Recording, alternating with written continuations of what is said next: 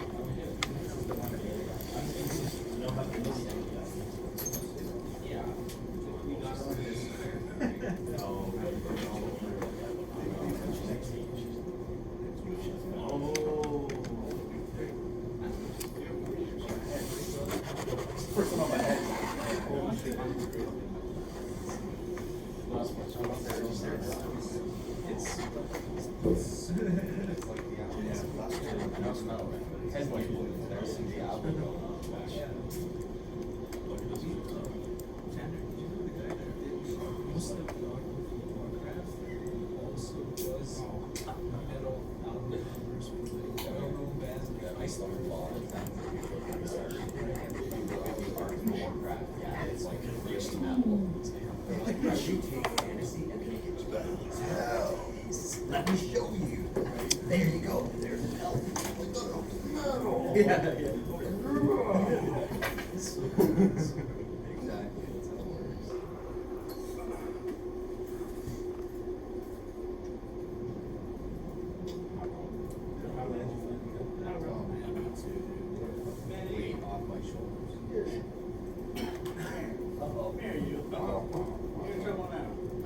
Hands up, Manny, hands up. You're in trouble now.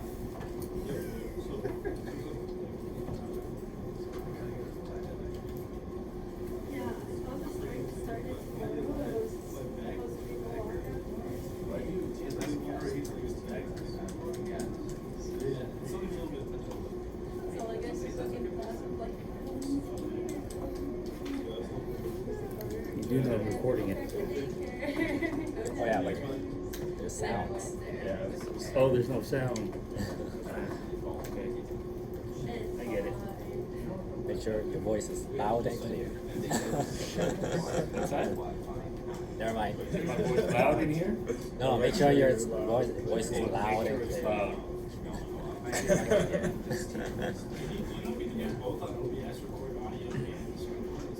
I need a mic. Oh, there's no mic here. I don't have a mic. If I had a mic, I'd definitely record audio.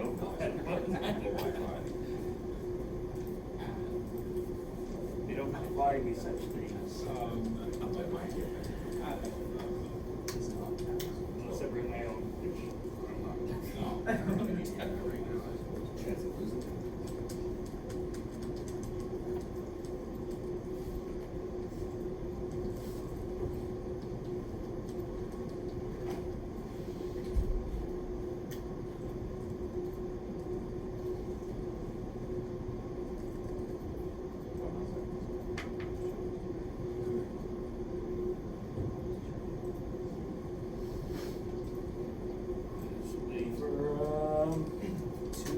Two more people.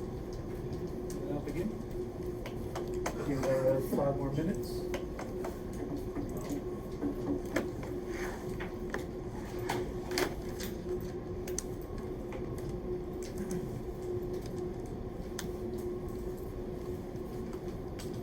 How was the weekend? Terrible.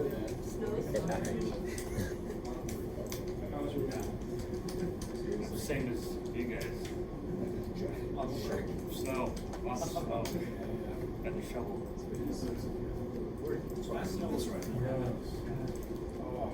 I was going to work on Saturday, and it was completely fine in the morning. But I went to a college station and I walked the dugouts. So when I left, out the college wall, What's up? Yeah, so It's like, Michael Jackson. Man, I wish. Yeah, at least when I mean, if he allowed it, I would have Yeah. done There's a crazy last video. Yeah. it. Keep the content. Fresh cousin. A friend of mine's cousin, it was him. A time I tell you about Carving Ferry overnight. Wrong. It's VGA 204. Kind of, 204. Yeah. Don't do this, you know. No, he made a, yeah.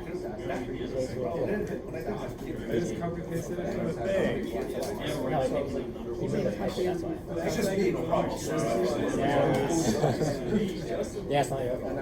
I keep saying I'm buy one of those snowboards, never do. I named my file based off of the page that was on the same convention was, but it's VGA 204. Is that a problem? Can I do that here? And it won't like count as late. No, because you're submitting a link Okay. to the folder, right? And it'll still work if I do this. Yeah, 3,200. Okay, I get nervous with this stuff. Yes, I have. I've known this game for years. Yeah. Maybe Skyward, something else. And a guy was showing See, I played Skyward concert. I can't track that either. I have Skyward on cancel, but I haven't really.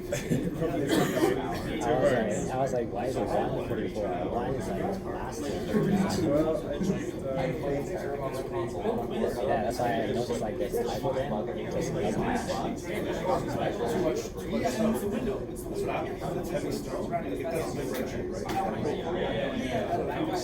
I know that I got a special edition. I bought this for like $5, and it was like a month before the was changed. They were like, "Hey, you want to go to Skyrim with a special edition for free?" And I was like, $5, thank you. Can't play it, and like, crap out of it. I'm like, awesome. Yeah, none of the other games that's why I have 3,000 hours on Yeah, all that standing is moved to get mad at it. Yeah. I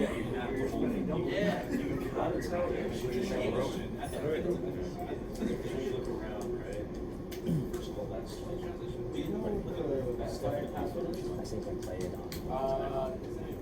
Capital Wi-Fi. Just thought it was. No, yeah, just the TFS, capital Wi-Fi at lowercase. Yeah. Hopefully. If not, just swap it around. That's insane. Lowercase Wi-Fi. You can also check I have a sound version. Oh, just lost it. No. Same thing as last year. Boy. Well, we use it. I just think I use this, but I don't have.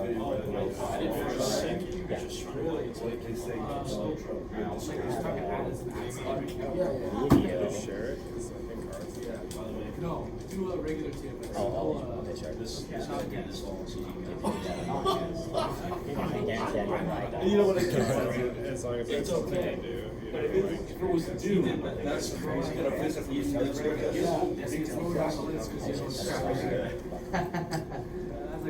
that petty. No problem. I think TFS is good to like open up a browser window. All right, guys. So this week we're gonna start creating the connections, the backend connections that will allow us to move the skeleton that we created. Now, as you can see, I've already done some partial connecting with the inverse kinematics. Now, the one thing about the two methods of moving the skeleton is we tend to do forward kinematics, which allows us to move the joints individually, and then there is inverse kinematics, which is a far more simpler driver for the mechanism. Mainly because with the inverse kinematics, well, the big difference between forward kinematics is you have to move every joint in order to get to the position that you want to have the character in. So that means moving every joint. But the big disadvantage of using Forward Kinemax is the fact that it will double your time trying to animate a character. With Inverse Kinemax, which is a goal-driven sort of goal-driven mechanism that allows us to selectively think of the goal and what do we want to do with that goal, or how do we want to achieve it. For example, I'm going to steal Zhao Feng's cup. That's my goal, so I'm just going to pick it up like this. You know, it's that easy. You know, it's simply creating one controller instead of multiple controllers in order to achieve that. Because essentially, all I need in order to take this cup is one controller. Because it's being driven by my wrist, right? So the wrist controller here, just imagine that controller moving this character or moving my arm downward and doing this. I'm pulling it back. And so that's the big difference between inverse kinematics and forward kinematics. And because forward kinematics is easier for the animator to actually start to animate. You know? And so we're going to mix it up a bit. It's Daniel's cup, not Zhao Feng's. So we're going to mix up the use of forward kinematics as well as inverse kinematics. And that's the beauty of having a biped character, because you can do that. We can switch up the character that allows us to do forward kinematics, which for purposes of, say, running, jumping, where it's very static in our motion, you know it's going to happen, you know, with a regular beat. But we can also switch up the mechanism where, in the event that we need something where we need to pick something up or do something that's irregular, then we can switch up the motion controls and do that. Now, simply at this point, we're just going to set up the inverse. We're going to set up the inverse kinematics. We're not going to fully write the controls just yet. That's going to be in a later assignment. And so, well, before we do that, the first thing that we need to address is the actual skeleton. Now, the skeleton at this point, it's not finished in a way that we still need to lock certain controls or lock certain joints so that they only move in a specific direction. So for example, my arm, you know, we have this shoulder where we can rotate along certain axes. Well, I can't rotate my arm in a way that I want. Because if I was to rotate my arm without any locking, basically it would rotate around the joint, creating a twist in the mesh. And so we need to lock certain areas of the legs and the arms in order for that to happen. For example, my shoulder can rotate like this, but it can't rotate like this. And because the rotation is happening here and here, where we created the two joints in the middle of the bicep as well as in the forearm. Right, and my elbow, it can only move in one direction. I can't move this way because it rotates this way from my bicep. Right? So I can't actually rotate directly from the elbow because it only moves in one direction. So we need to figure out what kind of rotation, what we need to figure out what do we need to lock down in order for that to happen. And so, and very much the same way for the legs as well. And so today we're going to be creating the inverse kinematics. And to do that, first thing I need to do is show you the reason why we need to lock down these joints so that way they move in the proper direction. Because if you were to simply create the IK handle, then we get something like this. Create an IK handle here, and one at the ankle, and then we get something like this. Do the legs, which does not work, right?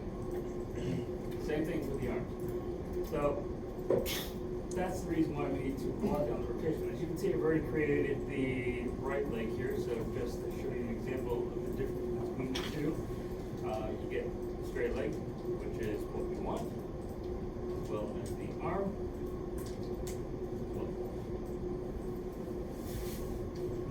And these would automatically rotate rotate those joints whenever we move the arm from that position. Alright, so to create the lockdown, first thing we will need to do is select the joints. So let's start off with our right leg joint here, starting from the left up leg, which is the naming convention that we use for Motion Builder. And so selecting that, and we'll open up our channel box. As you can see, I have my tool settings tab open currently, so I'll just go over to my settings box. And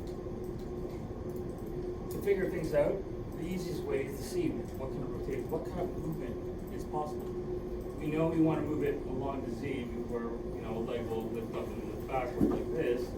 We also want to move the leg laterally like this. And so to lock down the rotate X, we simply select the rotate X in the channel box, right click, and lock selected. So now this will only prevent me from doing this, do this, but it can't rotate along the X, which means it's rotating centrally around the axis.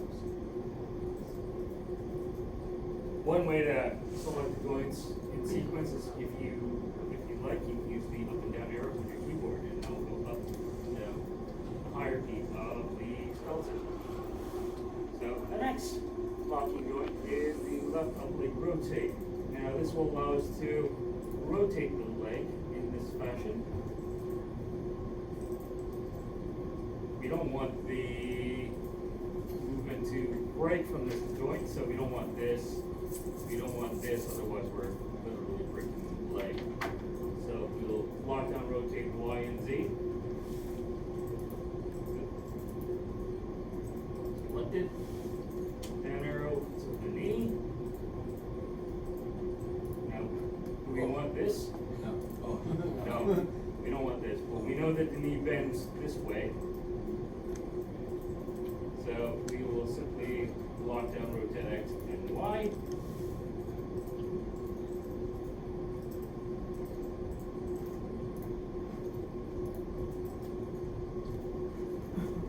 For the left leg rotate, we'll lock down Y and Z. And then for the ankle, we will lock down, rotate X. Because in this way, because with the ankle, we know that the ankle rotates along that axis this way, as well as along the Y.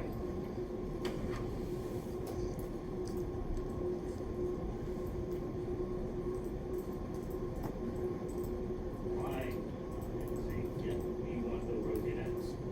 So lock, rotate X.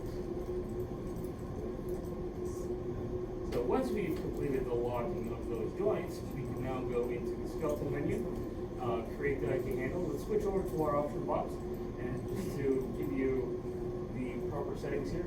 Now the reason why there are two current solvers for the IK. The first one is the single chain solver, which allows us to create chains that basically connect one joint to another. And then we have the rotate plane, which is the one that we want, because it maintains the IK handle to the actual plane of the world. So that will correct any kind of angling mistakes that you created with the leg. Essentially, it will straighten out the leg first and foremost. So as you can see, when I select that tool, the IK handle to even the option box, it'll give me the crosshair icon. So I just simply click on the left up leg as well as the left foot. And as I'm going along, I'm going to name my IK handles. So from the default IK handle number 1 to IKSL leg. And then use the move tool to test it out, see if that actually works.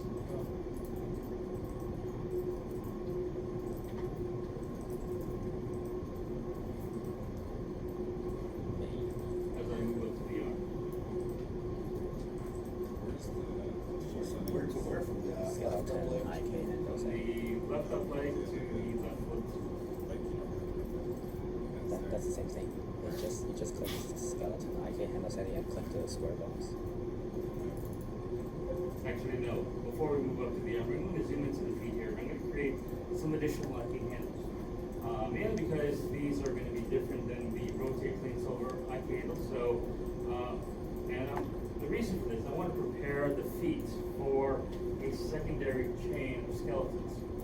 Essentially, the feet controls will be two parts. We'll create the IK handle, and then a second set of chains, or a second set of skeleton chains, that will focus on allowing us to manipulate the feet in order to create settings like rolls, toe rolls, gait rolls, and so on, foot rolls, stuff like that. Because it will be a different mechanism altogether.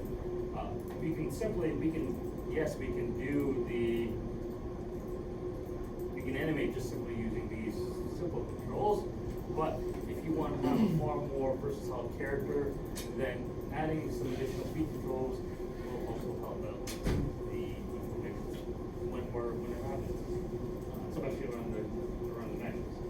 So we're going to select skeleton again. This time do the option box and switch our current solver from rotate plate solver to single chain. And I'm going to zoom in to the left foot here. And I'm going to select the left foot and create a single chain IK to the left toe.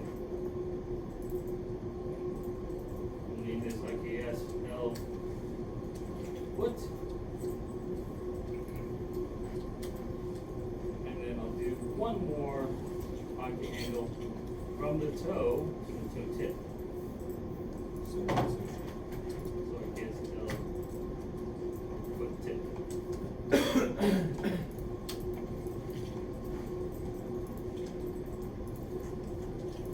Since I'm on the feet, I'm in this screen, I'm going to also be on my right side here, so I'm going to select the skeleton again. This time,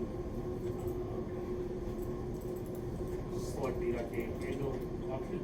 Do the same thing for the right foot. And then one more. Now, another way of actually accessing the tool is to simply click on the last tool, use icon, which is right here in the panel, toolbar panel. That will change based on the tool that you selected. Jesus Christ, that's And then name it our foot tip.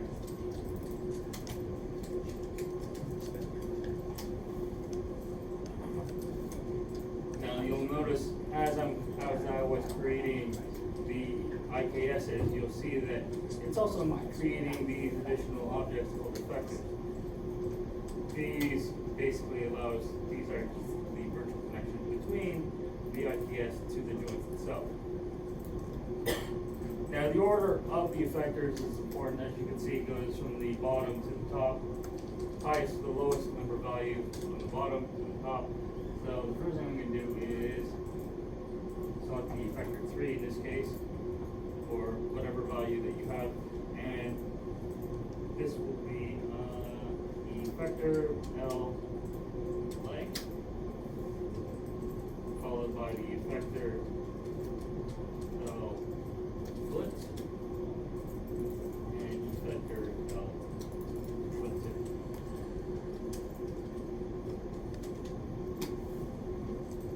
Actually, I should be naming this following my description here, so it should be toe tip and foot tip leg. So we do the same thing for the right leg here, so effector R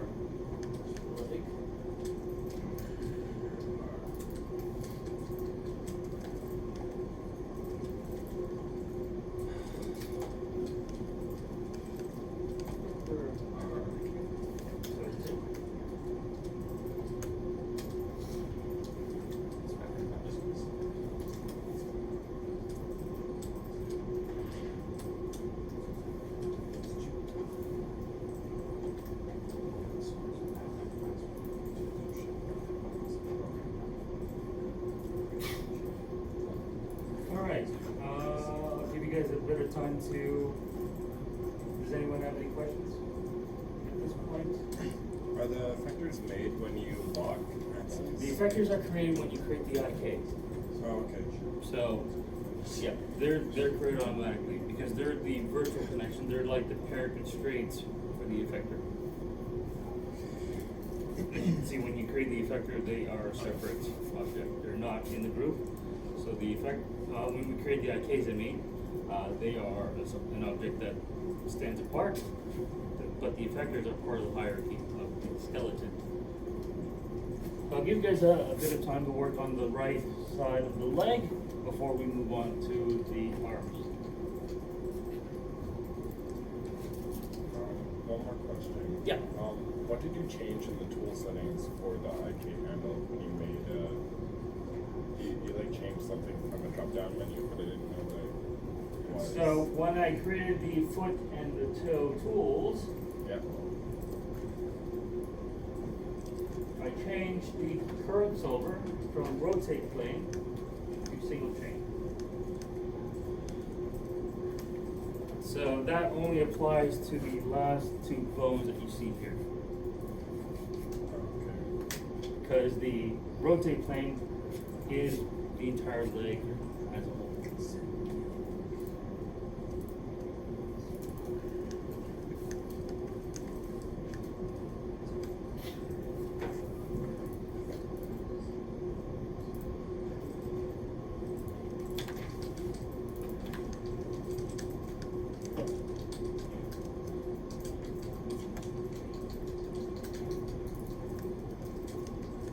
Just a question, because we did it in one order on the left leg, and now we did the foot first before we did the right leg, does that change the way it looks on the outliner, or is it in the same spot, the effectors? It's always in the same spot. It always starts from and goes upwards. So not based on the way you built it, but based on the way it is on the chain? Yes. Because if you were to hide these effectors, you'll see that the toe tip relates to the toe. That's the relation of the chain here. These are the toe tip, the joint, and then the effector is the child of the toe. And then the foot, the effector for the foot is the child of the actual foot. And then the effector for the leg is the child of the leg rotate.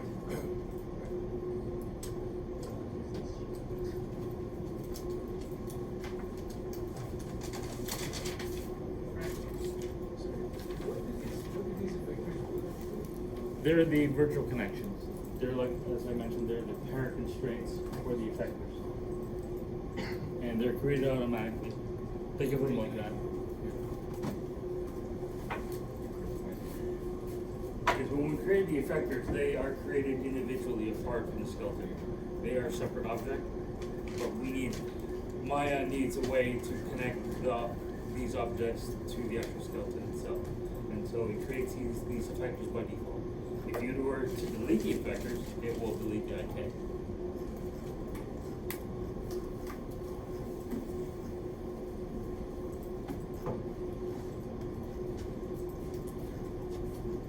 All right. How we're doing with the leg?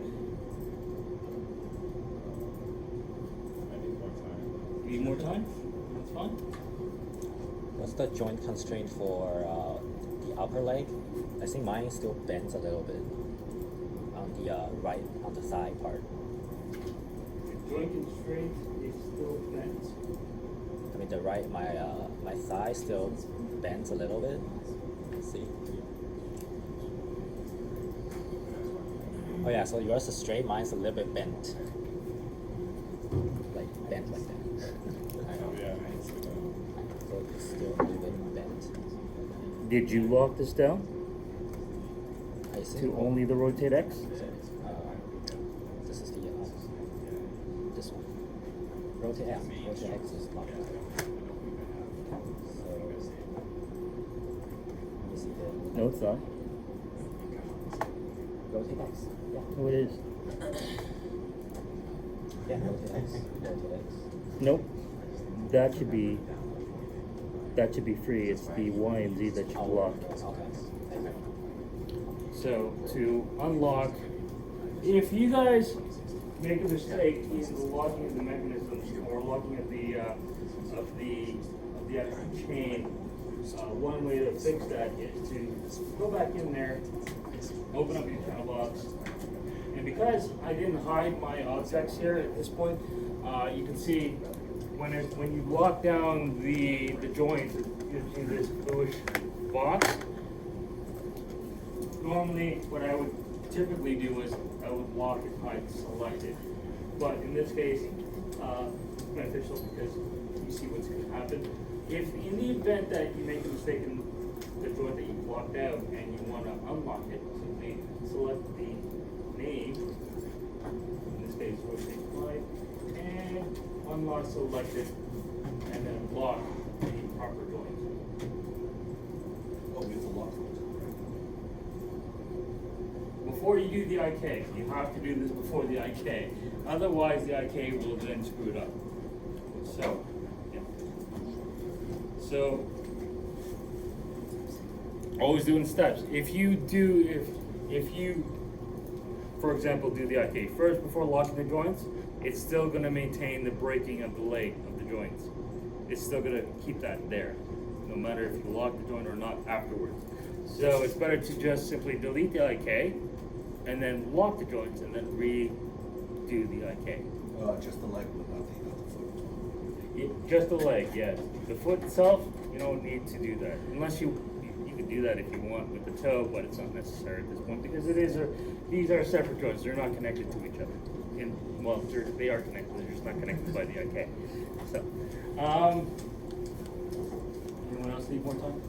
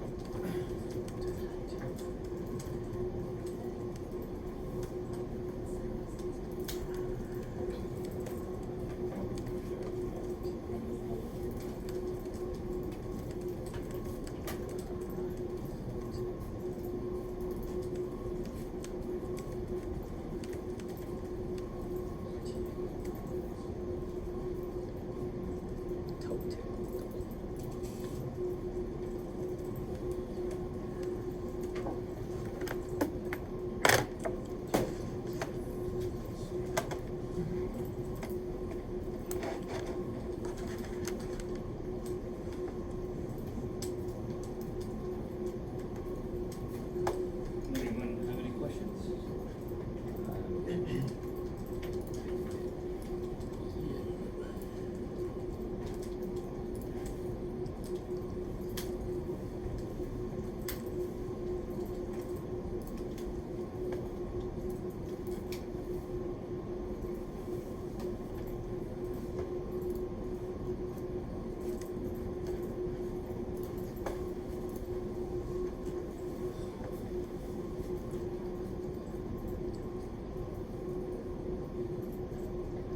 One tip for the exam to help you go through the exam quicker: create a text list of the joints,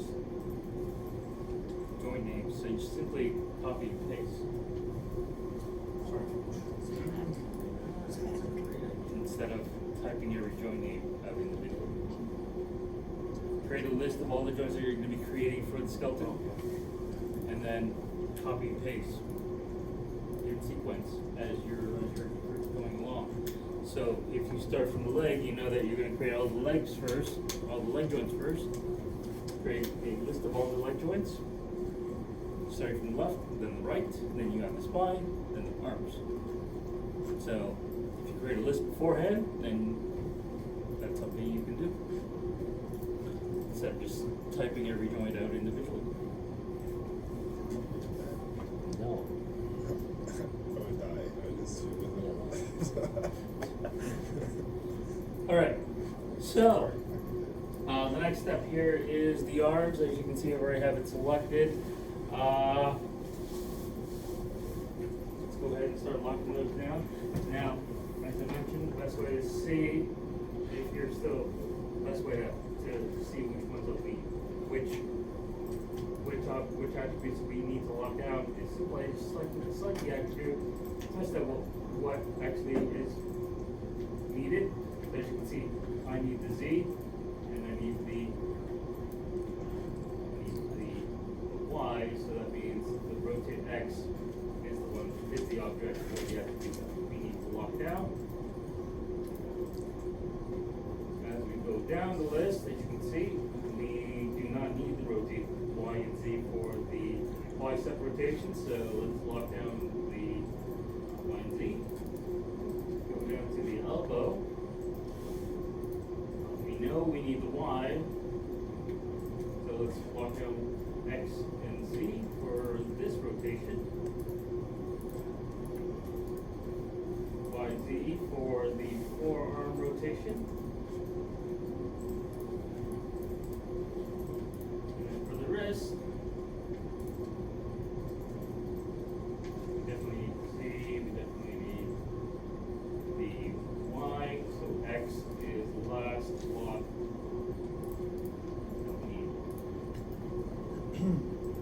Now, one other thing that we can also lock down is the additional other attributes. So,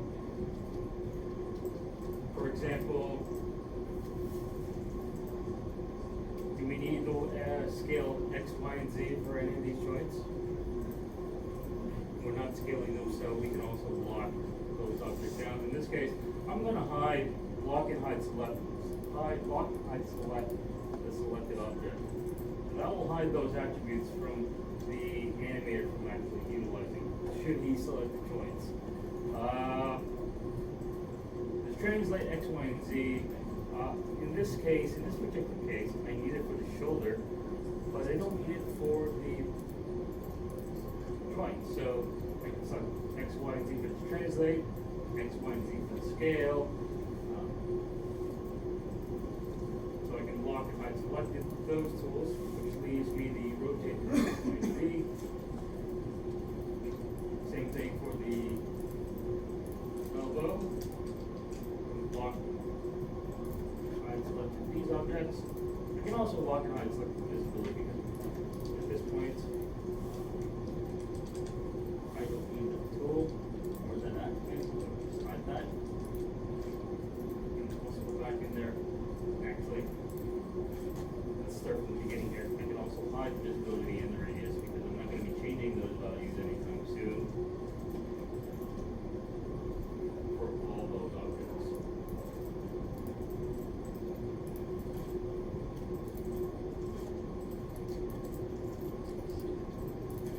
This is a great way of making sure that you're organizing your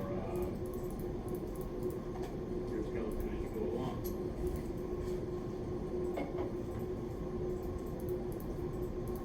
We need the X, Y, and Z for the left wrist because that will allow us to move the wrist when it's moving the controls.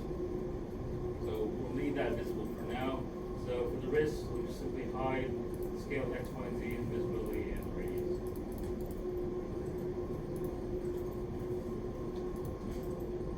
At some point, you might even want to go ahead and hide all those objects that we locked down as well, if you'd like. But for now, I just want to keep them there for the visibility's sake. Let me know that it's locked. And in the event that we need to unlock it. So, however, if you find that you need to unlock something that you've hidden, you can go to channel box here, go to edit, and go into the channel control, and you'll see in this section right now what's keyable, non-keyable that's hidden, and then non-keyable displayed. So right now this is all keyable. So if I wanted to find, say, the scale X, Y, and Z again, I can just go down to the non-keyable hidden, look for scale X, Y, and Z, like so, and then using the tool, the button tools on the bottom here, I can move them back into the channel box to restore their visibility. And then here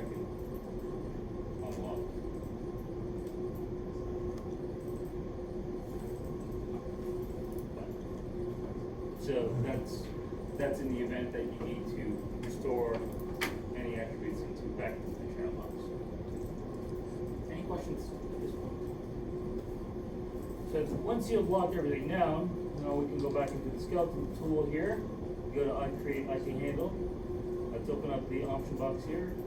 And current solver, we'll switch this back to rotate plane and connect the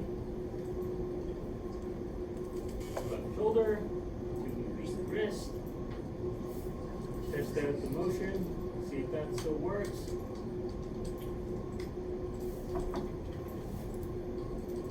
On your uncle, and we're done with the inverse kinematics for the arms.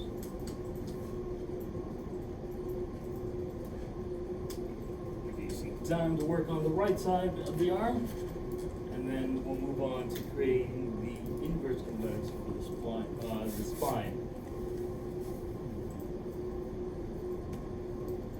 Any questions as you're going along? So I just want to confirm the wrist, it's the X that you walk through? I lock down the X. Because the wrist rotates along the forearm, not on the wrist. Y and Z allows us to do this. So instead of just locking them, would you hide everything that you lock? Or like, Yeah, you know, that's just an option that you can do. You know, if you don't need to see the X, the rotate X, then hide selected, lock and hide it. Like the scaling attributes, we don't need to see these for these joints because we're not scaling those joints. We're not going to be moving them. Translate again. That's in the, with the exception of the wrist. These don't move internally unless you want to literally break the character. In which case, then sure, you can keep them available. But if that is an actual purpose of the character that he needs to be broken in game or in some kind of animated way, then that is something that, as a rigger, you'll need to know beforehand when you rig it, because that will be then part of the plan that you're creating for the rig. Yeah.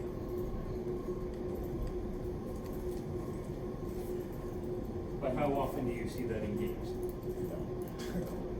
So unless it's like unless you're creating a character rig for the Ultimate Fighter, game, then you don't really need it for general rigs where non-breaking is a necessary function.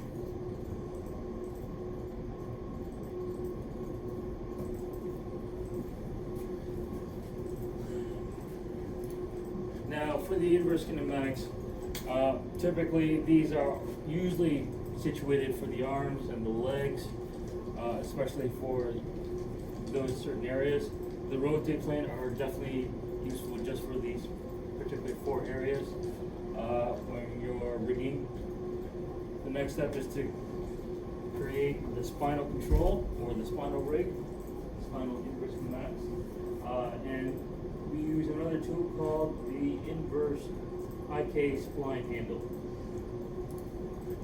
That's the second option from just below the create IK handle. And this will allow us to create the flexibility that we need for the spine itself. This will allow us to create the backward bend and the forward bends for the spine, creating the curvature necessary for the spine to actually move.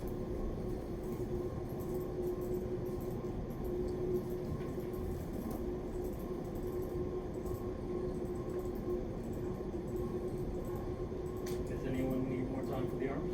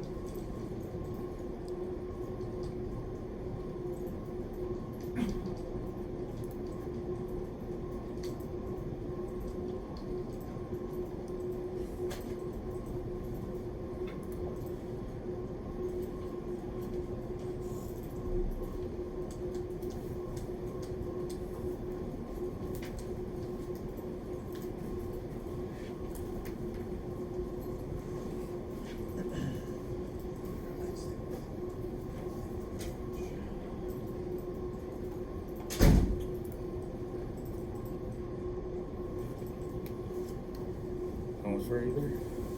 Yeah, I screwed up one thing.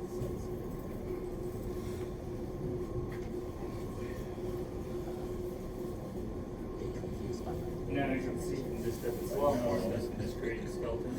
It's a lot more time needed in order to actually finish the skeleton. So, but these are necessary elements that in order for the skeleton to move, we need to create the inverse kinematics. We need to lock down those joints, so this is necessary. So, find ways to either get quicker, or what you can do with the skeleton is once you've created those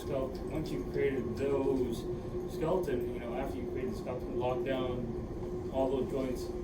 That's after as the next step. So create the skeleton, lock the joints. The necessary joints, not all of them. Necessary joints. And that is typically, that would be determined by the actual character, what they're going to be doing in game, and you know how they're going to be manipulated.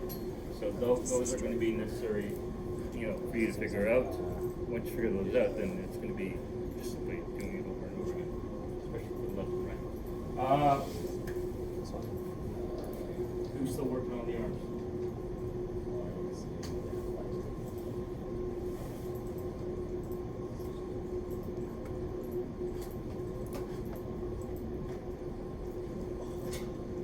Now, as you can see, I've unlocked my mesh because the next step is going to be necessary. And it's something that you guys will need to know beforehand anyway. So, at any point, once you create the mesh, once you create the skeleton, you can do this step at any point. You can either do it early on or at the very end. It's up to you. But just be aware, once we create the spline for the skeleton, it's going to correct itself, meaning that it's going to displace the skeleton outside the mesh. And so that's just a natural common effect, but if you want to avoid that displacement of the skeleton, then this step is going to be a necessary thing, because should you do the spline before binding this character or binding the skeleton to the mesh, basically the character will then, the skeleton will slip out of place. Now, I'll show you what happens. Don't do this. So, I'm going to select Create IK Spline Handle. I'm just going to open up the option box and reset my tool here. I'm going to create an IK handle from the hip joint, which is right here, and end it at the neck. Now, as you can see, when I did that, it straightened out the character. That would be the example. You know, this is a normal occurrence. It's okay, because you can simply, once we create the actual controls, we can actually set the character back into place. Slip the skeleton back into place, but just be aware this is something that happens naturally. It's not a mistake that's occurring. It's not an error. So should you do this beforehand, it's easy to fix. You know, but one way to avoid this is to simply take our character here, unlock it, and select the mesh. Now first select the skeleton, because the skeleton layer is going to be the child of the mesh. Select the mesh as well. It's wrong. You select the skeleton first, and then open up the mesh.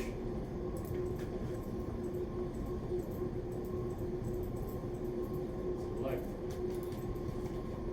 the mesh, except for the eyes. So that means everything above the mesh is now selected. And I'm going to go to skin, find skin, and I'm just going to use the default settings here. Basically, bind to joint hierarchy, bind method close to distance, skinning method, classic linear, interactive, and distance. I'm going to reduce the max influences from 5 to 3.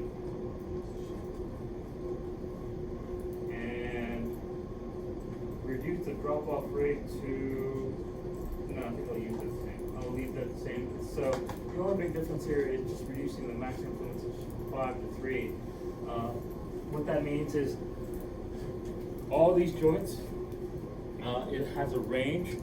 So the max influence will maintain based on the number of polys around it. So the joints, for example, by reducing it to 3, it's only keeping it to the area around the joint, not beyond that. So, for example, what's visible here? Theoretically,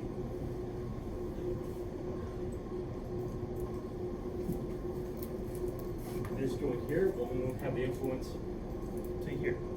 Whereas if I was to increase it to 5, it will expand more and cover more of the arm.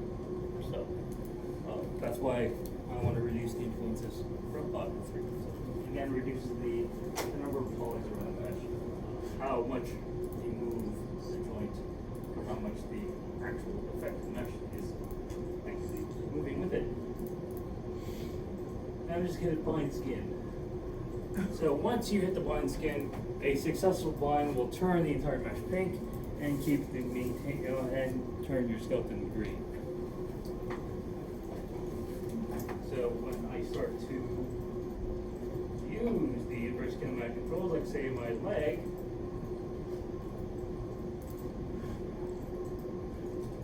it only moves the skeleton. Well, it moves the mesh.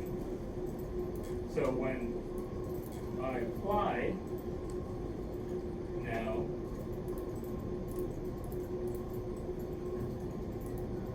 the spline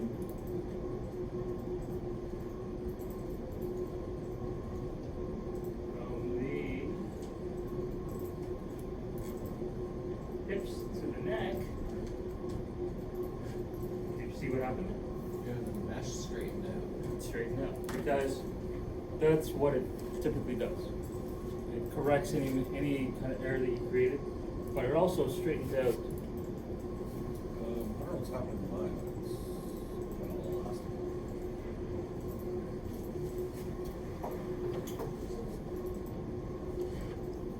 This lock. You only unlock the entire mesh. What were you trying to do?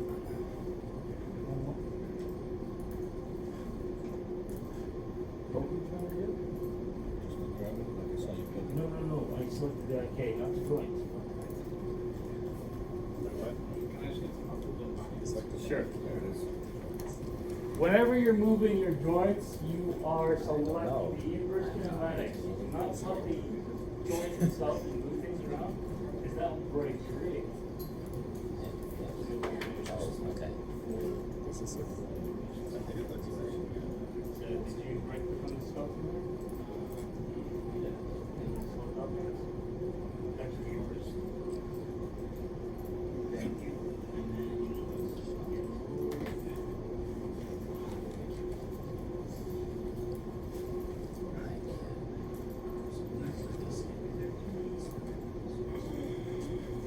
You have to show the skeleton. So, nope.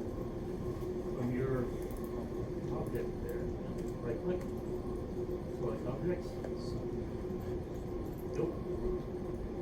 Select objects. Now select skeleton. Select the individual parts of the skeleton. Nope. So again. And then hold the shift, control as you like the mesh.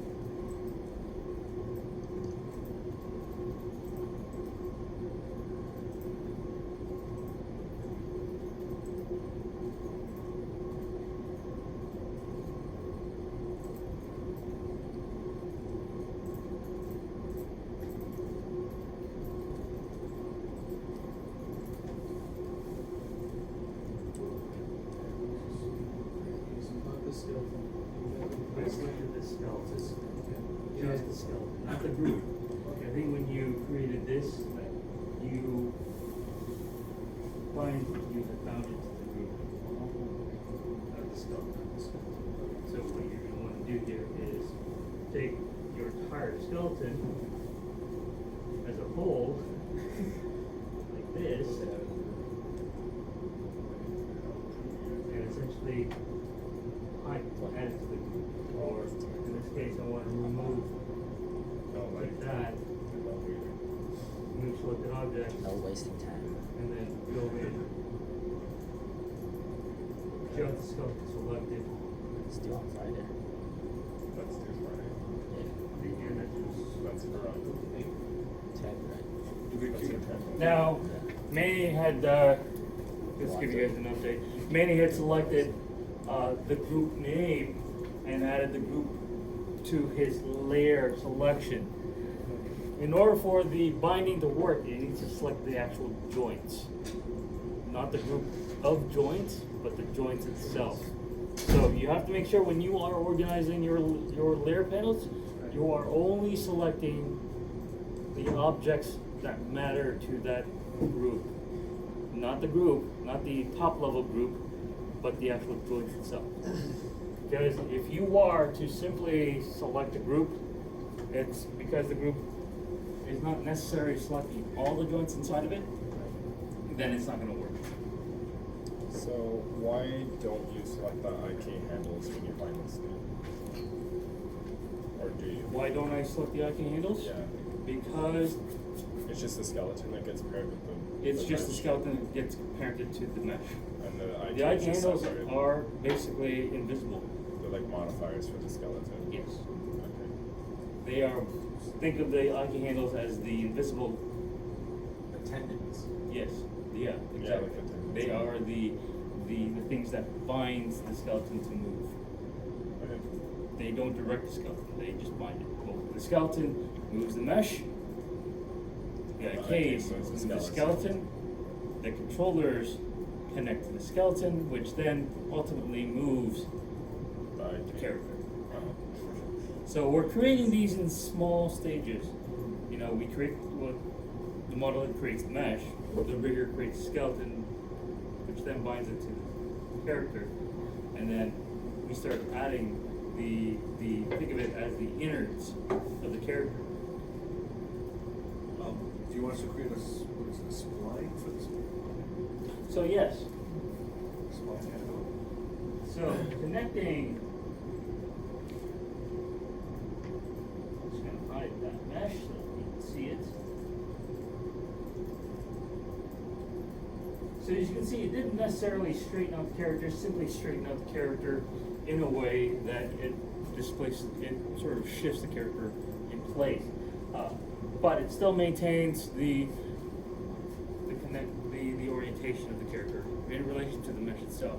Had we not bound the character to the skeleton, then as you remember from the first example, the skeleton shifted forward, moving it out of the character mesh. So binding the character maintains its connection to the mesh. It stays inside the mesh. And so at this point we can either start to, once we create the actual spinal controls, which is going to be the next step, then we can plant the character back flat. Or his feet flat on the ground. So did you already make a IK for the hips to the neck? Not yet. So for you guys, you'll need to create the IK spline from the hip to the neck. So spline handle, not handle. Spline, IK spline handle. Not IK handle, IK spline handle. That's two.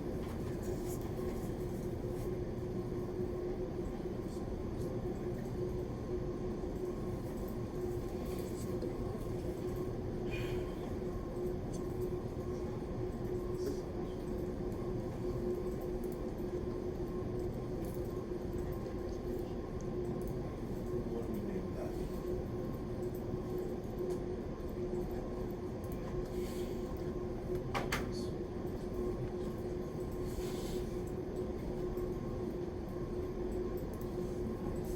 Kind of just noticed something.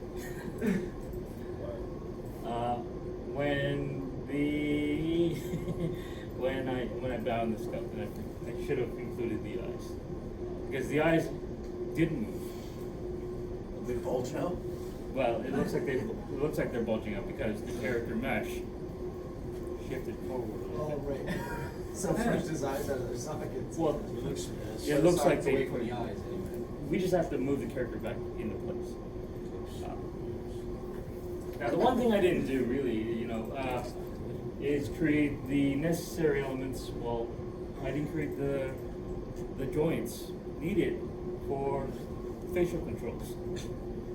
And so that's something that you'll have to decide whether you need it or not. I guess at the time when we were creating this character, I forgot about it and just didn't think about it. So the reality is, I should have bound the eyes as well to the mesh. So, which I guess I can show you guys how to do. So, as you can see, in order for me to actually rebind this character, I need to unbind it first. So to unbind a character from their mesh, we need to select the mesh that's actually bound, or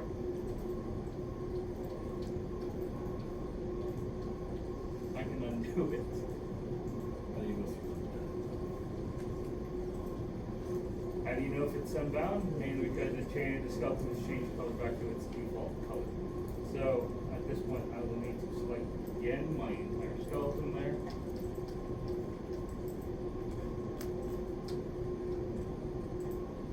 Just simply selecting the root will do.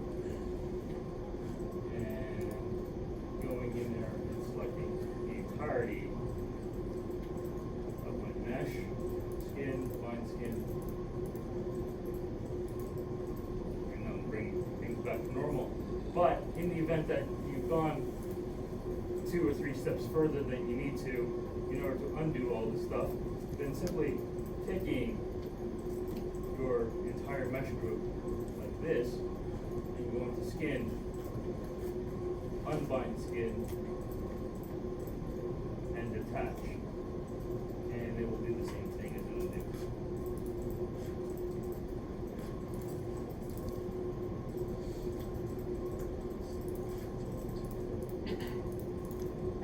Just grab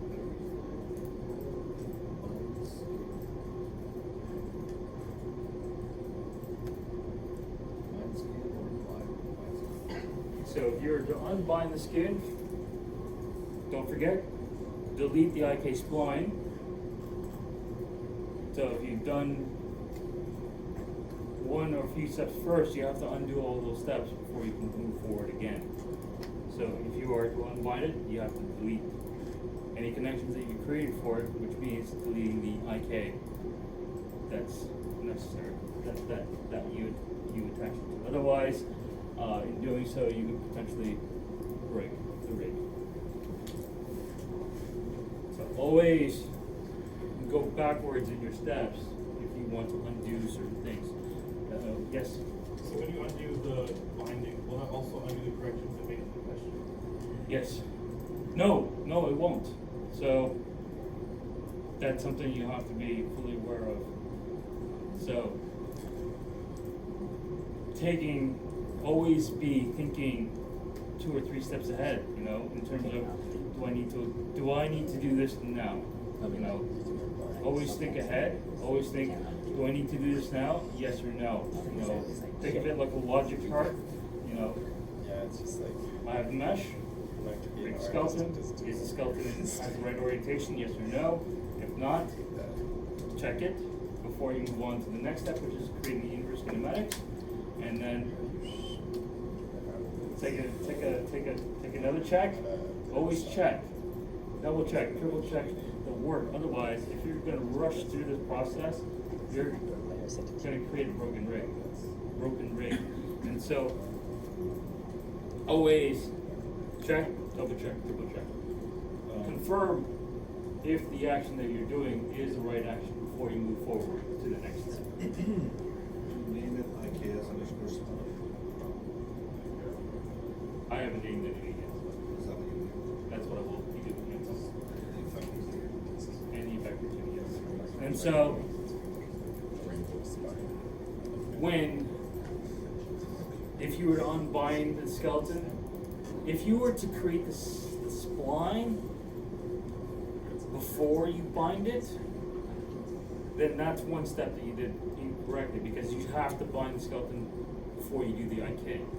Because knowing that the IK will displace the skeleton out of place, and if you were to undo all that, basically it's going to maintain that position in the world space after you do the undo. So you have to first bind the skeleton to the mesh before you do the IK spline. If you do the IK spline and then undo it, then it's going to create that displacement, and that's the character in that new position. And so just be aware of that one step. Now you can definitely do the binding afterwards and then move the character, the skeleton back into position. That's a possibility, but that's something you have to be aware of what occurs when you do that first and foremost. So, but by binding the skeleton to the mesh at this step before you do the IK, then it makes deleting the IK easier to do, because it's now in that position. Because it's no longer displaced. Well, it's still displaced in the mesh, but we can always pull that back with the IK. All right. Alright, so as you can see, I've bound my skeleton to the mesh.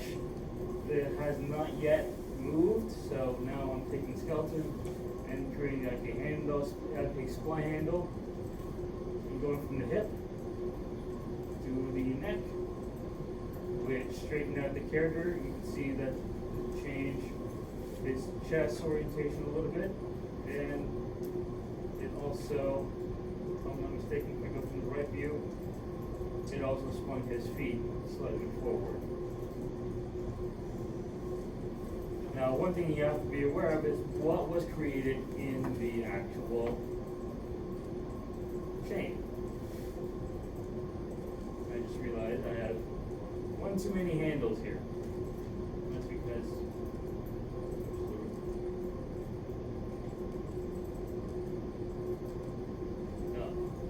this one is the IKS arm.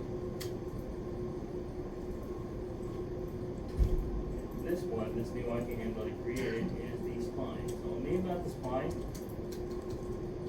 And you'll see that it also created one additional element in the chain, in the skeleton chain, and that's the curve. The curve is what actually makes the skeleton straight, or it's the, think of it as the invisible thread. And this curve, I'm going to hide the mesh here, is that green line that you see running in the middle of the joint.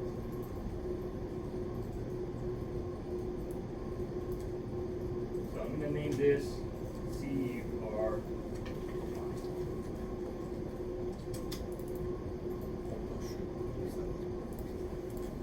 Because I just did it. You didn't miss it, I just did it. What? I didn't hear you said that. Let's wait for a second. Okay. Now this is the next, I would say this is a little bit more, this is the next complex step. From this curve, we will start to create the individual spinal controls. Well, where the spinal controls will be situated. So to create the spinal controls, first select the curve. So, make sure it's selected. In the workspace, somewhere where there is empty space, right click on your mouse, you'll get this option here. You'll see curve points, object mode, all edit point. The one we want is the control vertex.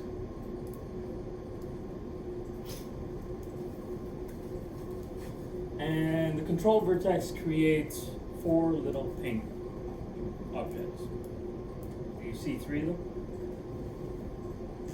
starts from the spawn. Starts from the beginning, creates one more in the middle here, one near the chest, and there's also one at the end of the curve, which is where the neck is situated. These vertex points is what we're going to convert into actual controllers. Okay, no, sorry, I literally just missed this last one. What was that curse one? Where does it come from? It's created when you create this spline. It's in your joint chain. I see the S curve one. That's the curve. I renamed it CUR spline. You see what I mean? Like I have that. I'm trying.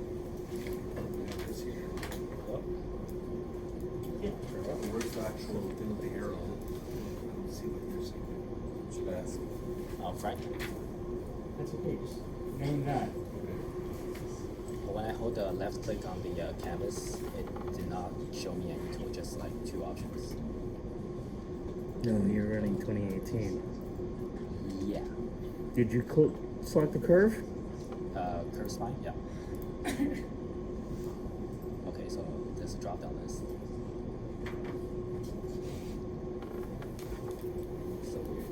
I had the same issues doing a markup one. Yeah. Oh, what happened? Oh, no, right. No.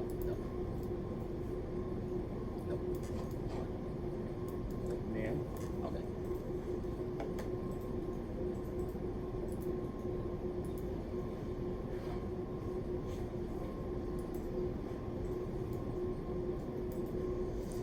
So you were selecting the group, select the actual curve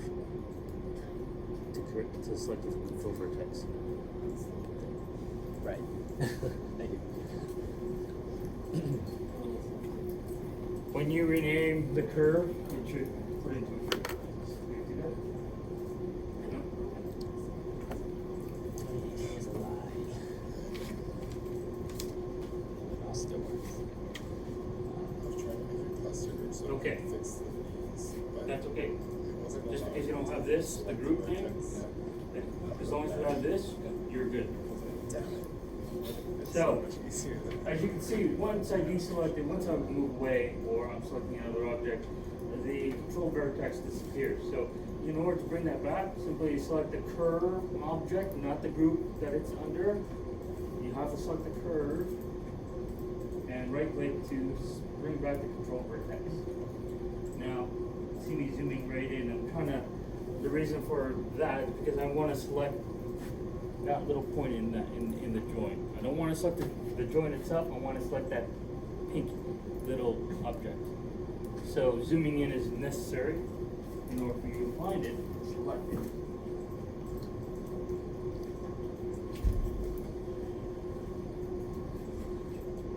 And once it's selected, it should turn the line white and it should highlight that little object as a yellow. It would turn it yellow.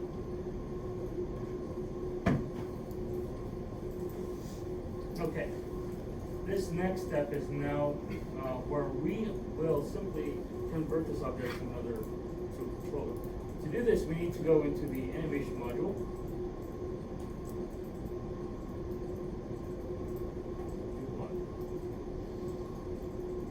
No, I don't. We select deform. It doesn't select. I can't really select. And you see the option called cluster. Let's open up the option box here. And just reset the tool. And then hit create.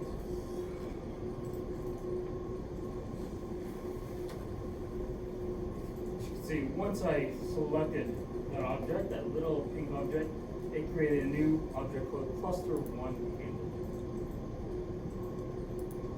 I'm going to name this CLU. Okay.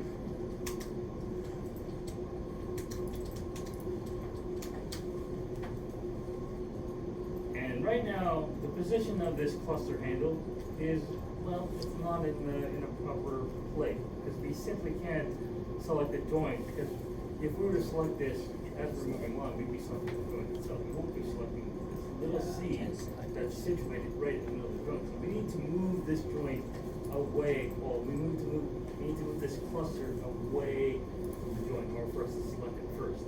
To do this, we need to bring up our attribute editor. Control A on your keyboard will bring up the attribute editor. And as long as that is still selected, you can see it has a bunch of tabs: CLU hip, CLU hip shape, CLU hip cluster. Select the hip shape tab from the selection there, and you'll see this little box. Well, you can see the origin box, X, Y, and Z. We need to move this cluster along Z. We need to move back on this line. So I'm just going to put in a value 10 units. Minus 10, I mean. Put it behind my skeleton.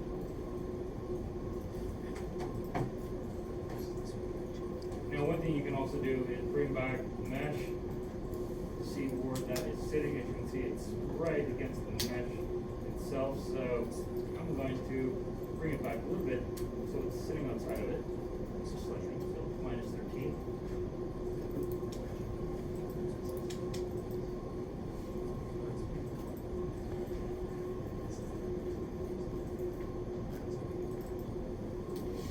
Bring up my mesh again because I need to see my curve.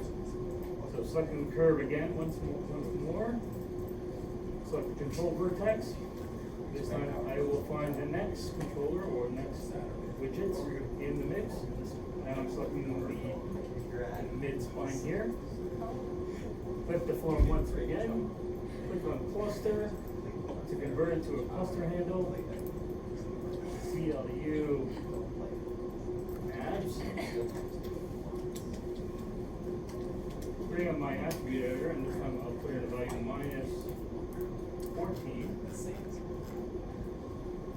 So I do this in sequence for every control that I can find, or every vertex that I can find. There should be 4.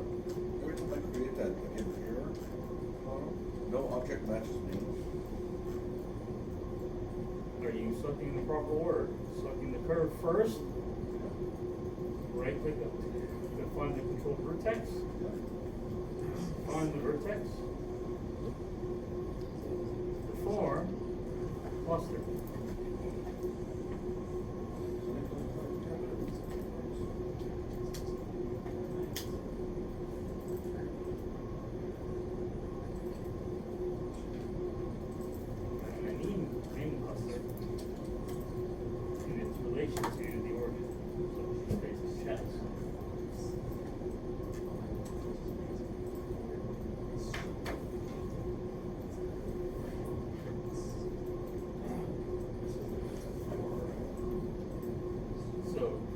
Last time, make sure that you are actually selecting the curve, not the group where the curve is sitting in, but the actual curve. Right click on an empty space, use your workspace to find the menu, control vertex, because if you were to right click with over a skeleton, it's not going to work. You have to make sure that you are actually selecting away from the skeleton in order to bring up this menu.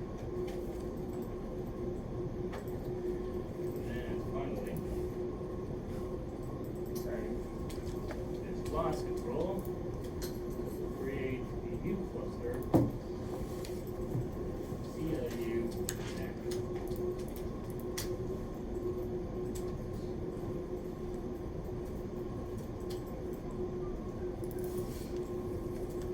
Yes. I'm having issues selecting the one I fit into. Right. Trying to select it, and then I go over the links. You have to actually click on that little joint, not create a selection box with it. Because what you're really doing is selecting the joint.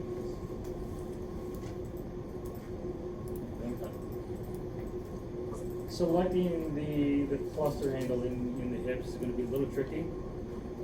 You just have to make sure that you are actually selecting it. It will turn yellow when you do so. When it does, when you do it right.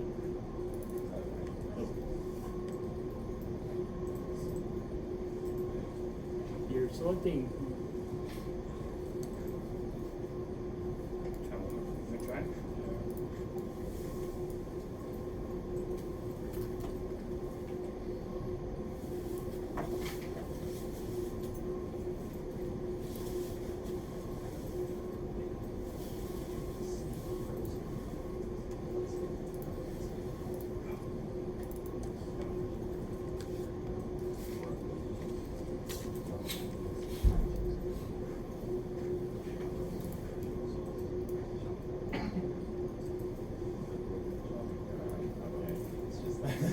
So I was like, why is it? Sometimes you might need just to reorient your view. Yeah.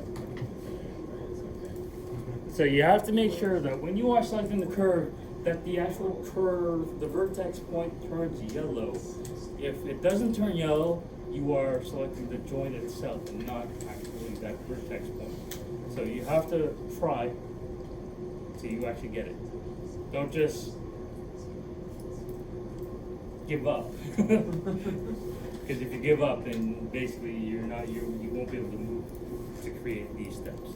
So you have to make sure that you are selecting those little vertex, those little points in that in that joint space, and you want to make sure that it turns yellow. The actual vertex turns yellow. Whether you need to reorient the view to help you do that, or zoom in a little closer to do that, try and get it as in order for you to convert that vertex point to a cluster, you have to make sure that you are actually selecting the vertex.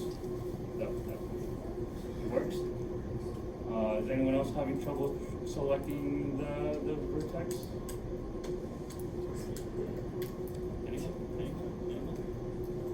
Any questions? Any questions on how to create the step? Now, once you've done all four, this is what you should be able to do with these cluster handles.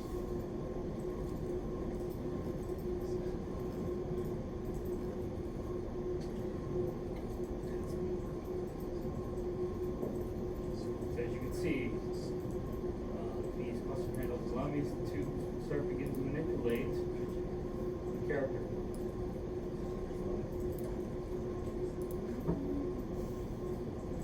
If you go too much, it stretches, right? Now, right now, these, as you can see from these selection points, the pivot point of these controllers, these cluster controls, are kind of not in line with the mesh. So in order for me to move these pivot points, I need to now make sure that they are actually in line with the actual joint that they're going to be referring to. The first one is easy because it's there, but the second one is currently sitting in front of the body. So we want to attach this pivot point to a joint. Holding down the D key and the B key, I can click and drag with the middle mouse button to snap it into the closest joint. Now, you may notice that I'm not actually selecting the joint with my mouse. I'm using my middle mouse button to click into space and then drag in. If you were to do this by simply clicking and moving with your mouse right in the dead center, it's going to rotate that. You don't want this to rotate. You just want to snap it to the joint. So away from the joint, hold down the middle mouse button, click and drag. And that will snap to it. That will snap. Again, holding down the D and B. Because you want to move the pivot point by using the D key, but you also want to snap it by holding down the B key. B.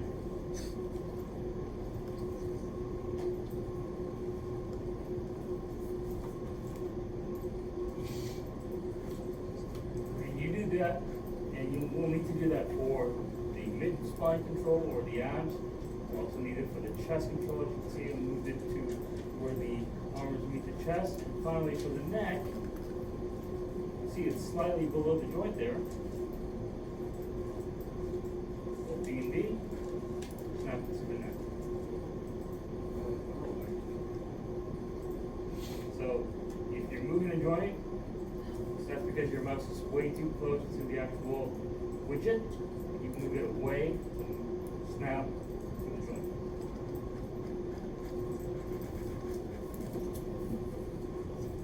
Questions? Screwed up my, Trouble. Screwed up my snap a little bit. Leaning forward. So simply select Control C and then move it. So it's back in alignment.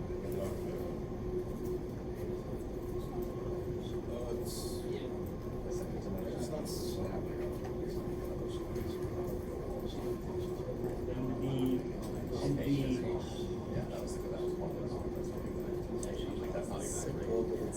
Such a process.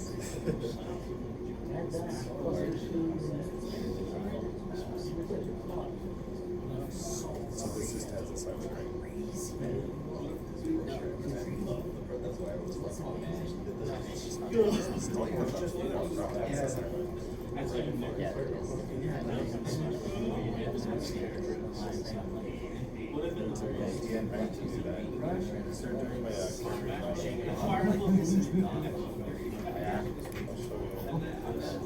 So, just to recap, in order to move the pivot point, you have to press the D key.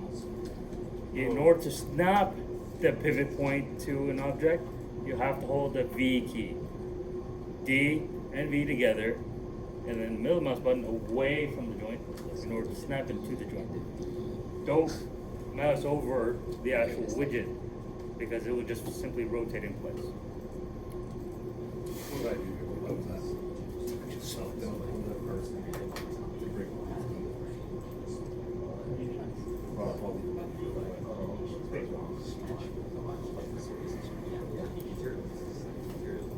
All right. So once these are in position, you should be able to start doing this with your character. Again, as long as you're selecting the actual cluster control here.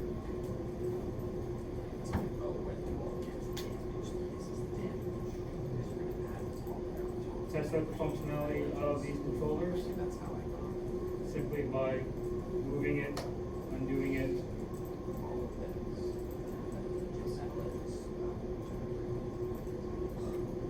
You should have a lot of flexibility now with your character. Now, as you can see, because of the binding, you might see some of this sort of staying in place. That's because the influence of the bind is somewhat not yet. It has not yet been corrected. So you might see some stretching in the mesh, especially when you start testing it out. That's because certain areas, like this one part here, where the mesh is actually connected to my root joint. So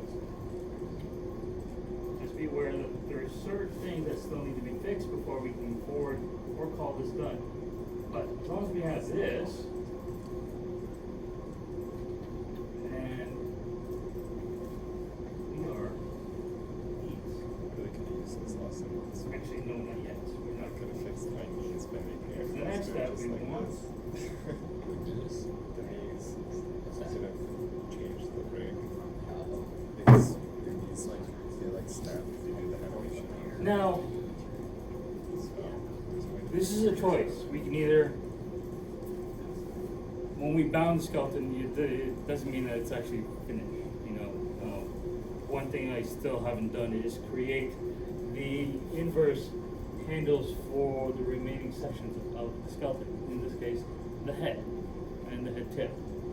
Now, I can either do that now at this stage, or I can unbind the skeleton. Because at this point, because everything is now corrected, if we were to unbind the skeleton, it will stay in, well, this will stay as is. The skeleton will also stay as is. So rebinding the skeleton is fairly easy. It's fairly easy because the corrections that it did before we added the IK spline, or when we added the IK spline, corrected the skeleton, it also maintained it with the mesh. So we can unbind the mesh right now, and we can continue to rebind it, and it will stay in place. Is that how you would reuse a rig for multiple meshes? Unbind, rebind, yes. Exactly. exactly. And so unbinding it won't hurt the skeleton, but it will maintain the position in the world space.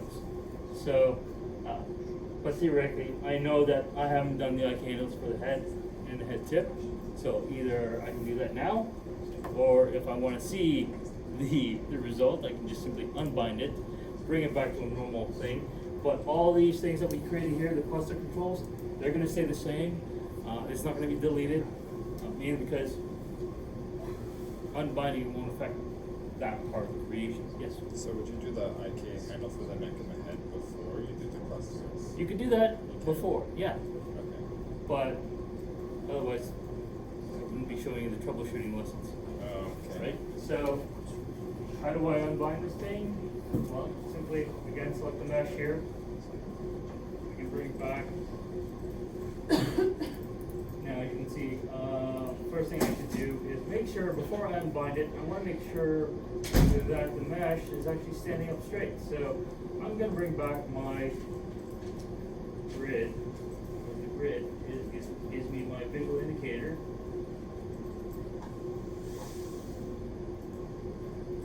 The character is sitting up straight. So you can see he's slightly standing, well, he's slightly slanted forward. So I'm just going to take my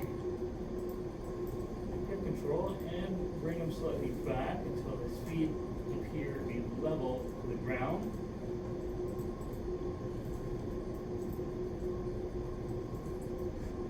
Make some corrections here as well.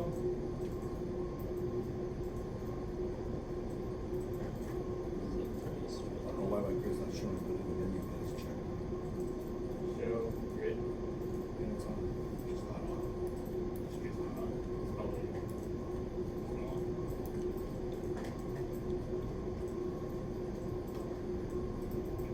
So once it's there, once I've corrected the position of the character mesh, I can simply, don't need to do this at this point. It's just me showing you how we can repair and parent things back together. And we want to make sure, first select the mesh, skin, unbind the skin. Okay, that was unexpected. Good. Appears that the skeleton reset the mesh back. So, yeah, I'll do that. Skeleton, skin, unbind the skin. So as you can see, the skeleton went back to its standard position, in which case I just simply take my controller here, go to view, and bring the skeleton back into position. Now you have to be aware, you can see my fingers are slightly out of place, so I'll simply take that and correct this.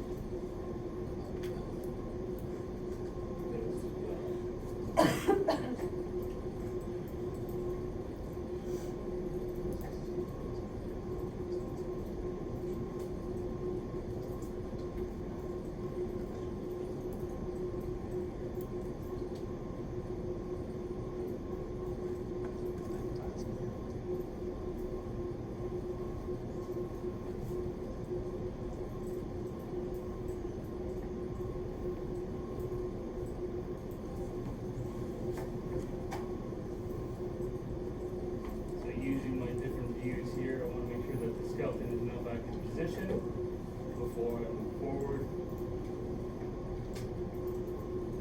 with the remainder of my anchor handles. So that means creating anchor handles for this top section here. So I'll go to skeleton, create anchor handle, make sure I'm selecting the right anchor handle, so single chains over. Finish it up with the head. Okay, head, and then one more. Tip.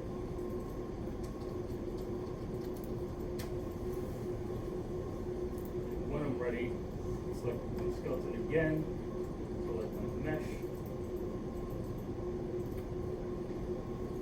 Go to skin, bind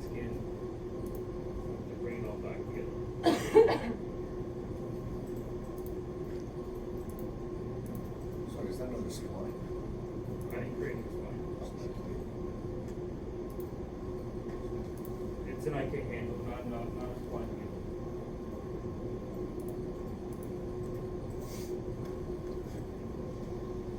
Any questions? To be clear, you can't make IK handles once you bind this in. Yes. No. No. No. No. You want to make sure, as I've stipulated, you want to make sure before you move on to the next step, you want to make sure, are you done? Check it. Check to see, are you done? Is there anything else missing? You know, think in logical terms, think like a logical chart, like a flow chart in a way, in terms of how you're moving from one step to the other. So for the IK handles, check it, see, am I done with the IK handles? Do I need to do anything more? Because if you realize that you've forgotten something, then that will mean undoing a lot of the things that you've already that you've done up to that point. And so the best practice is to check before you move forward. You know, I have the mesh. Does the mesh look right? Is it rig ready? You know, you want to make sure that you have it's low poly, but enough that it has enough areas, like enough polys around the areas that will move. Areas of where the joints are located: shoulder, elbow, wrist, finger joints, spine. You know, make sure that you have enough polys around those areas so that way it'll move, and that the textures don't stretch unnecessarily or collapse in on itself. So you want to make sure before you get the mesh, make sure the model checks it. Make sure it's rig ready. You know, and then when you are rigging it, what do you need for the skeleton? You know, as a rigger, you'll have to talk with the animator. The animator will tell you, I need this skeleton to do this, and this. Run, jump, walk, pick things up, make a finger gun. You know, or if not a finger gun, I need a mitt. You know, figure out what kind of skeleton you need for the character. You guys are doing quadrupeds for your character rigs, so you don't necessarily need fingers unless the character is an animal that has fingers or toes that move individually, right? And so again, this is where, as a rigger, you have to determine what kind of skeleton you need to create first and foremost, because you want to make sure that the skeleton is done before you start adding the connections to that skeleton. Once you have the skeleton, check to see if you have the IKs. Hello? Class going on.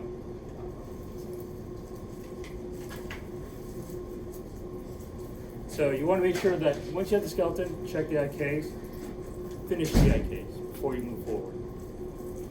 Once you have the IKs finished, then you can move on to bind. You can either decide to bind the skeleton before the IK handles or afterwards. But just be aware that in doing so before, there could be some corrections, and in doing so after, there could be some corrections. But just be aware that those corrections need to be done before you move forward with the rest. Rotation. You created two more, so head and head chip. Yeah. From where? The head? From the neck. Or neck to the. To the one in the middle of the head. I think it's just a right one. It looks weird. It's right This there. is after I've unbind. So now, as you saw, as I was doing this thing, as I was sort of going around and troubleshooting and adding the additional 2 IKSs, you know, this is something that I had to unbind the character for. And before I had unbound the character, it corrected itself. The character went back, the mesh went back to its normal position, whereas the character skeleton stayed the same. So I had to move the skeleton back into position in order to recorrect the mistake, or recorrect the, not the mistake, the alignment fix. So, am I done? If I ask myself, am I done? No. Is there anything else do I need to do before I can continue to move forward? I've done the skeleton, I've done all the inverse kinematics, I've done the spine, created the spinal controls, the visual points where the spinal controls will be situated in. Is there anything else about this character that needs to be, On the right edge that is. that needs to have by case? Do you guys think, do you know, just hazarding a guess, do you think there's any areas here that need any further inverse kinematic controls? The hair. The eyes? The hair. Eyelids. Well, seeing as we didn't create any joints for the head, no, there's nothing there. So, Yeah, the fingers all need IKs. do you think, well, that's a good question. Do the fingers need IKs? Yes. No. For here, yeah. For this joint. Daniel, question is no. Main reason for that is because, yes, you can create individual IKs for the fingers, but that's only if you want the fingers to be individual. So, most riggers, yes, they can create additional controllers around those areas, but with the fingers, there's a lot of tiny areas that we can create for the controls. And for the most part, when it comes to animating the hand, there are better methods of actually doing so. We just want to make sure that the hand, the alignment of the hand follows the axes, the orientations. And by doing so, we did that in the skeleton part. Do we need IKs? The answer is no, because we will be using the channel box to actually manipulate the hand. So rather than actually creating actual controls that will, forward kinematic controls that will move each finger individually, we can do that quite easily with the channel box.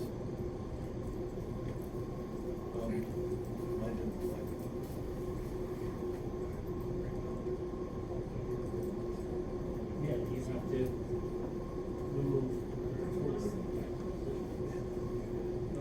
That's your machine. That's your machine. I don't remember how to do the edge stuff. We just had to do with this. You rebind it? Should be a wire. That's just on. No, you have to. This is the divided. Before you rebind, you want to move the skeleton back into position, then bind the skeleton back into the mesh. Because if you were to bind it with the skeleton out of place, and you have the skeleton out of place, It's just the rough. you've got to move the skeleton before you rebind. What is that? Right. Oh, because. The skeleton is out of place. So how would you go about getting that? All right. Select all of them, right? Select all, yeah. Select all like that. Did you unbind it? Unbinding the skeleton from the mesh. Just. Then move the skeleton using the controller.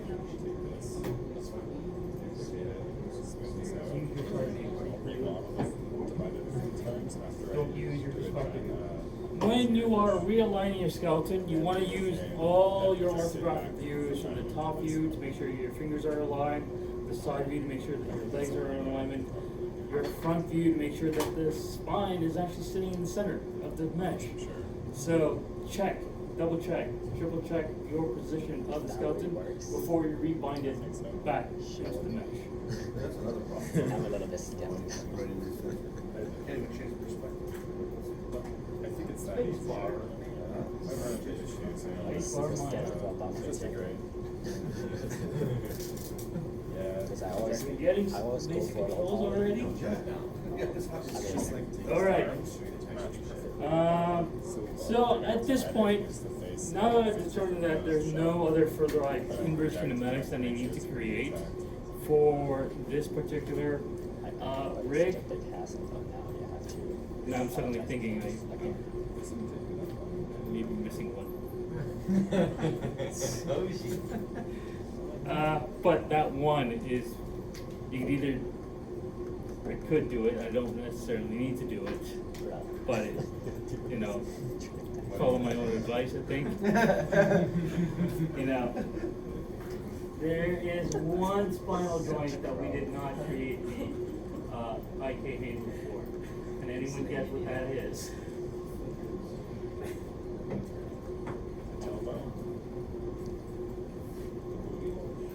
The tailbone, right? Right. So if I was on buying the skeleton again for the third time, I would create a single chain inverse kinematic for the roots. Starting from the root to the tip. Inverse kinematic handle for the root, spline handle for the spine, starting from the hip to the neck, then IK handle for the head tip, for the head, then the head tip. What would you name that one? Yeah, roots. Just IK as roots. But I don't need to do that. You know, you can decide, do I need an IK handle for the root? Yes or no. Is it necessary? Not really. For consistency's sake, sure, you can add one. But you have to maintain, you have to be aware that this is an IK handle, not a spline handle. So know the difference between spline and IK handle. Alright. So we can move forward at this point. Actually, let's do a little bit of housekeeping here. For one thing,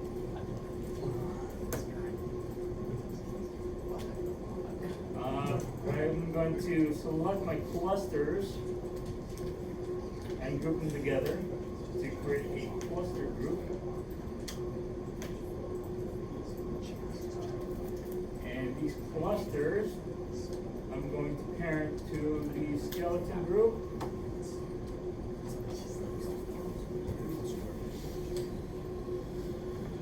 So I plugged in all the clusters into a single group in my outliner, and then I parented the cluster group to the skeleton group.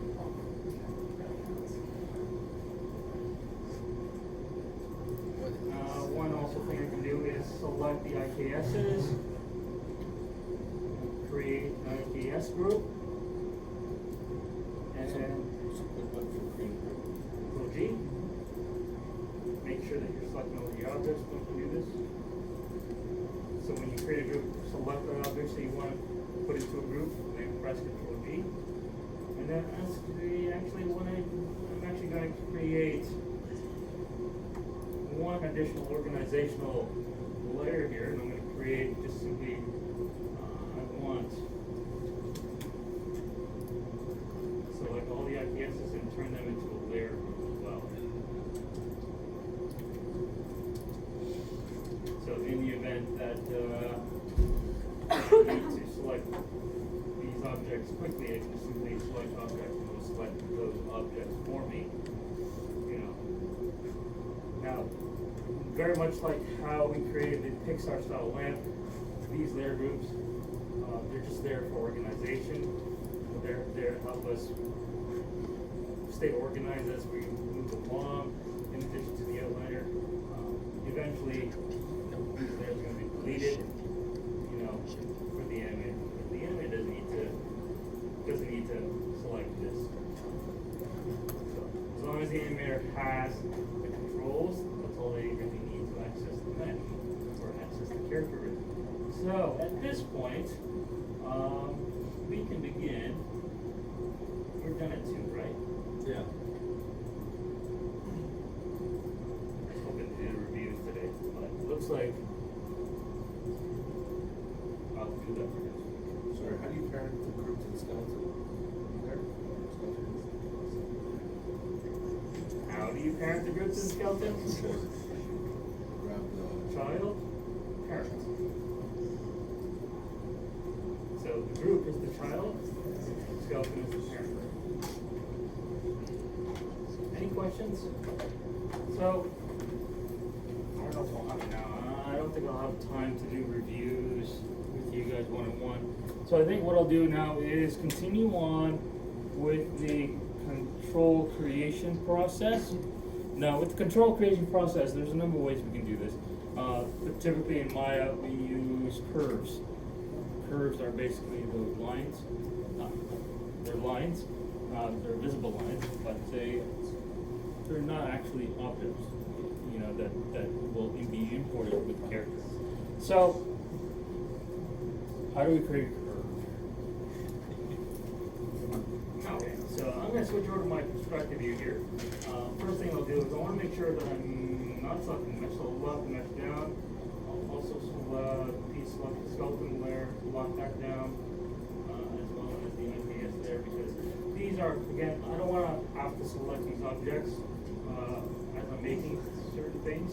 So, again, not being able to select the objects prevents me from actually breaking the break.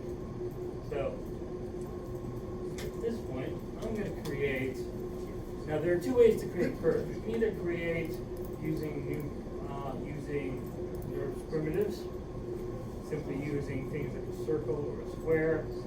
The other way is using the curve tools. But the easiest method and most common method is to simply create a circle for our controls. Now you can see when I create my circle from the NURBS primitive, I have interactive creation turned off. This will generate a circle at the 0, 0 origin point, which is in the middle of the grid here. And it's a small object, so I'm just using mosquito tools to make that slightly bigger. Interactive creation.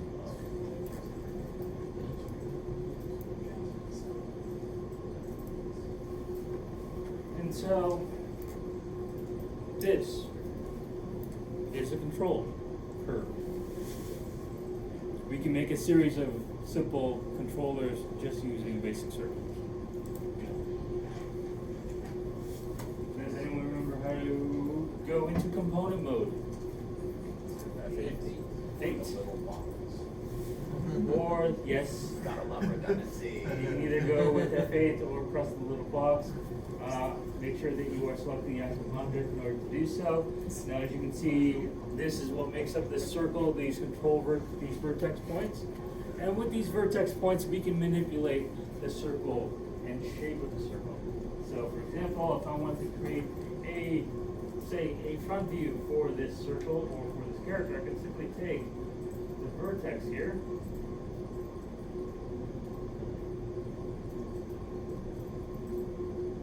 Using the tools provided to me, like my move, translate, and scale tools.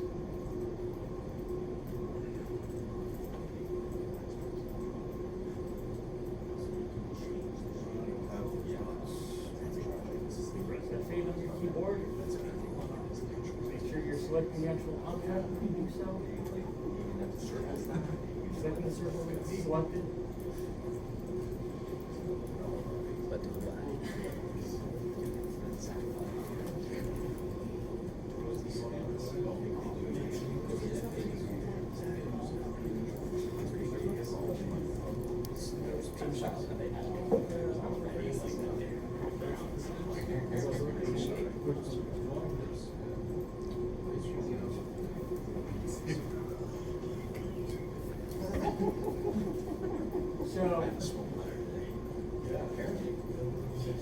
When you go into component mode, make sure that you are selecting the vertex button here, the first one, the component mode, the points, in order to see the vertex points.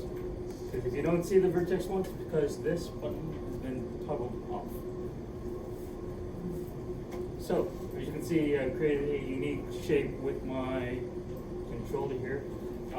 So once you're happy with the shape, you know, it's press F8 again to go back to object mode. This shape will be my controller, so looks good. CTL master. Or yeah, master control. This is my master control. So essentially this controller will allow me to move the mesh in its entirety. So I can use this, once I've parented it, once I've created the connections to this master control, then this master control will be connected to everything. Okay. Now this master control is slightly a little too small, so I'm just going to make it bigger in size. Now another way to create curves is to simply use the curve tool. So I'm going to delete this master control because it's proven its point. I'm going to create a different one. Using my grid here, actually. Did I show you guys how to manipulate your grid? Nope. So if you want to make this grid bigger from the default size, when you go to display, you'll see the option called grid. And using the option box, we can actually make it bigger by increasing the width. Length and width. It's bigger.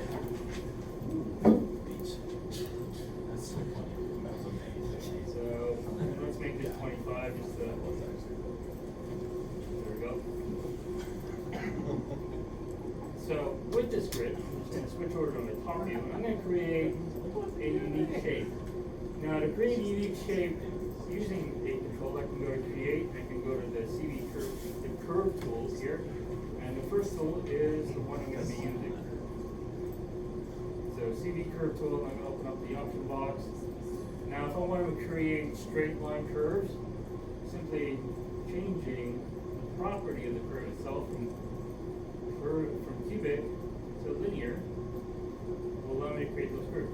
So one thing I'll also do is snap the grid, allow me to snap those points. So if I wanted to create, say, a diamond shape, like so, I can create a curve. Press that. Now as you can see, the center point of this curve is slightly off because it creates a curve. The pivot point creates it at the 0, origin point. So to reset the curve's center point, you go to modify, center pivot, and then I can move, get it back in position.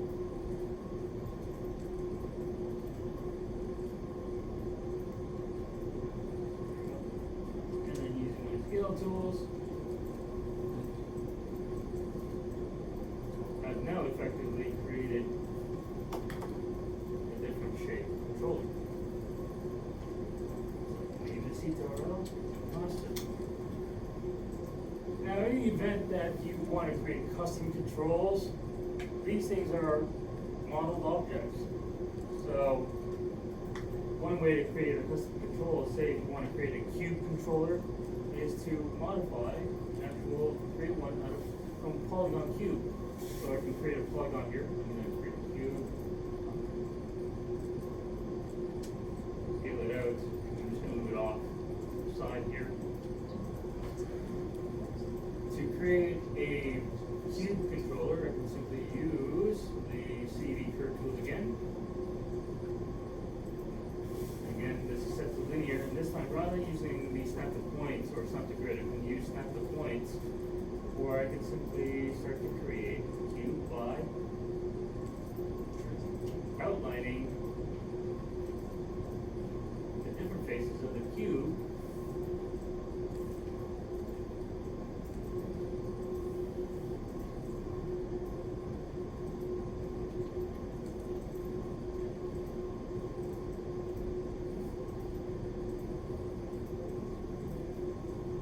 Going around. Think you want to say first screen now. Do we have to do it this way? If you want to create a cube controller, you have to do it this way. So you can see I'm lining I'm going over every edge of the cube, make sure that they're all connected.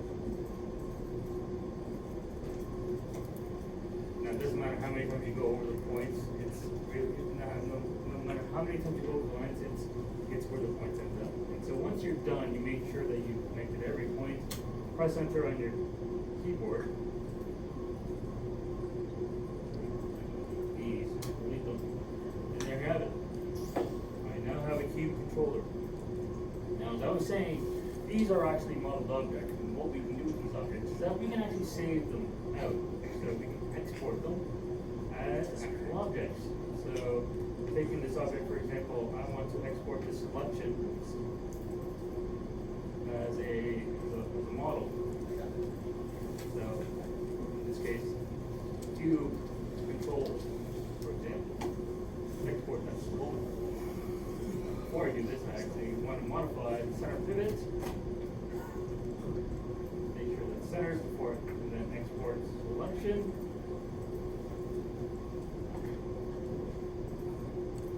And then delete it. But I can also bring it back by importing that object back into my scene. So you can build a library of these things to help you essentially create quicker controls. But the most effective control is the circle. You know, using different shapes for different parts of the body can be beneficial. Like Stuart, for example, he has a cube controller or diamond shaped controller for his ankles, right? You know, and those could be, they can signify, hey, these are the main controllers that you'll be using for the arms and for the legs, you know. Whereas for kinematic controls can simply be rings around the joints. Or if you're creating a face, for example, like facial controls, you can create a face, an outline of a face. You know, you can create an ovoid, a circle with eyes in the middle, maybe a square for the mouth. You know, those sorts of controls are based along these basic principles of creating a curve.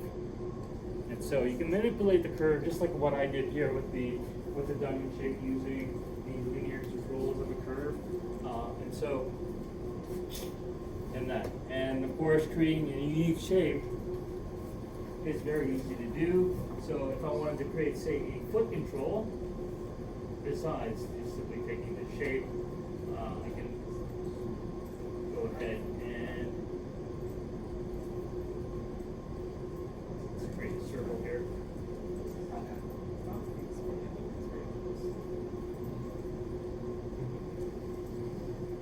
Of course. So yes, you can create shapes based on polygon primitives if you like. So it makes things easier. You can also create just simply using a basic circle like this.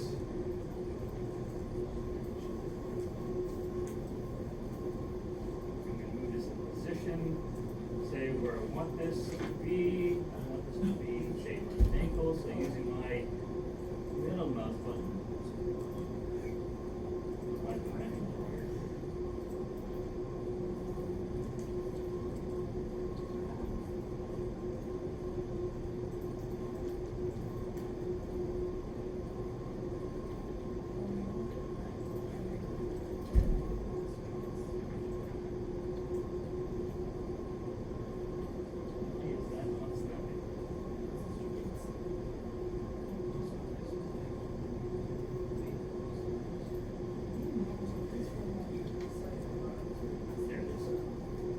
So whenever you're using your snap to points tools, you want to make sure that you're actually snapping to an active object. And if it doesn't work, that's because I had my skeleton layer blocked, so you can see that layer. So you want to make sure you're very much like the way we created the snap to project the center. You have to have an active object in order for it to see it. So here is my simple ankle controller for my feet. Move that there. I can also bring it down along the Z. Nope.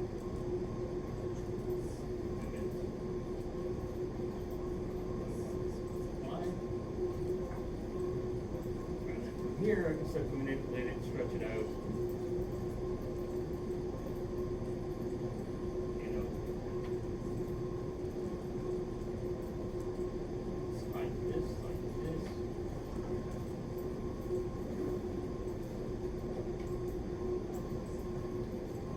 These ones I can stretch it out. Create a unique shape if I wanted to. I'm trying to look to snap the circles. As I just said, you have to make sure that if you want to snap to a certain object, you have to make sure that the object is unblocked. You sure? Like it is snapping to it, but my circle is on. You are probably moving the pivot then. And so, here you can see I've created a basic rectangular shape that fits my feet, or I can make something that's unique and just create the foot shape. Now, where am I going with this? Well, it's going to be one simple trick. How would you mirror this object?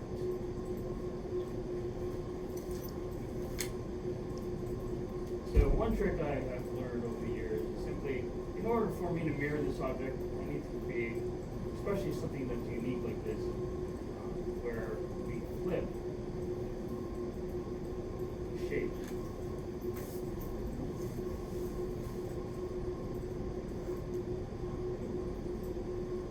Give me a few more minutes for creating this unique shape with my feet.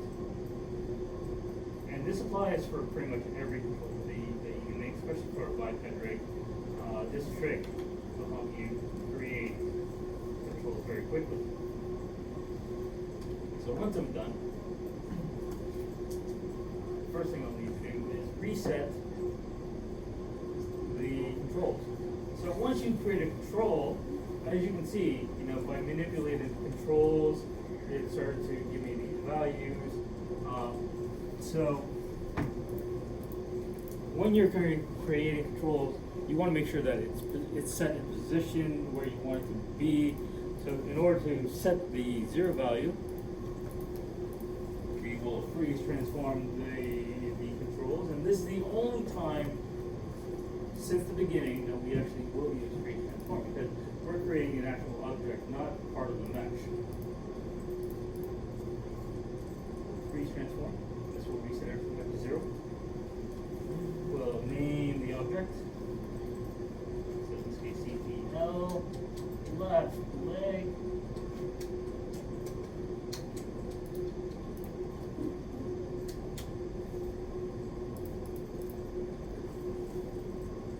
Actually, I'm just going to bring this up just slightly a little bit and then refreeze the transform. That's the new position of this controller. Now, in order for me to manipulate and create a flip side, something that will look exactly the same as this mesh, because it is unique, I'm going to flip it over along the edge. To do that, you create a duplicate, name that duplicate,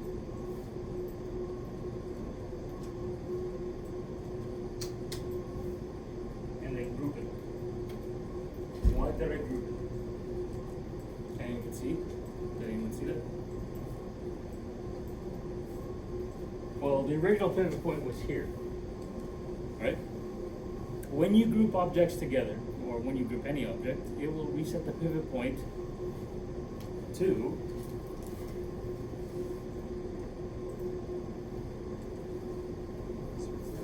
the center of the grid. This will make things easier to mirror things, especially mirror objects like this, because when it resets back to that center grid, I can use my scale X, put in a value -1, to flip the object to the other side.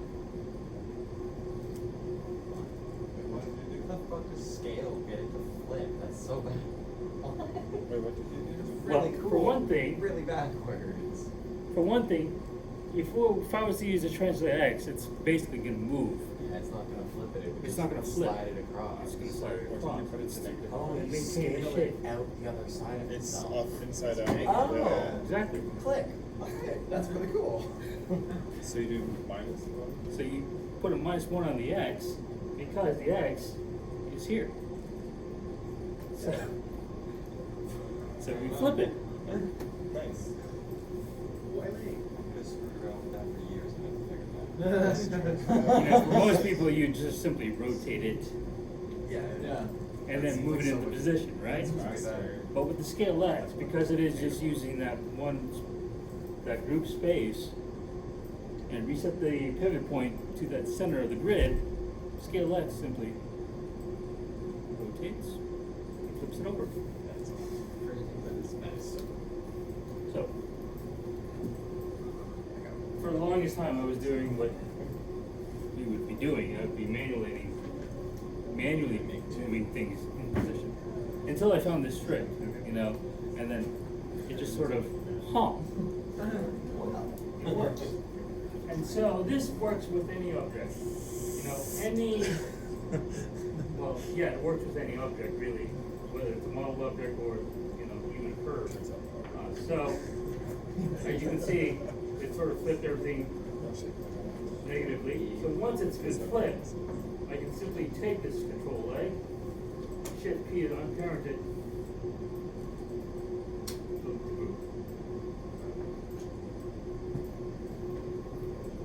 So all you really need to create a full set of controls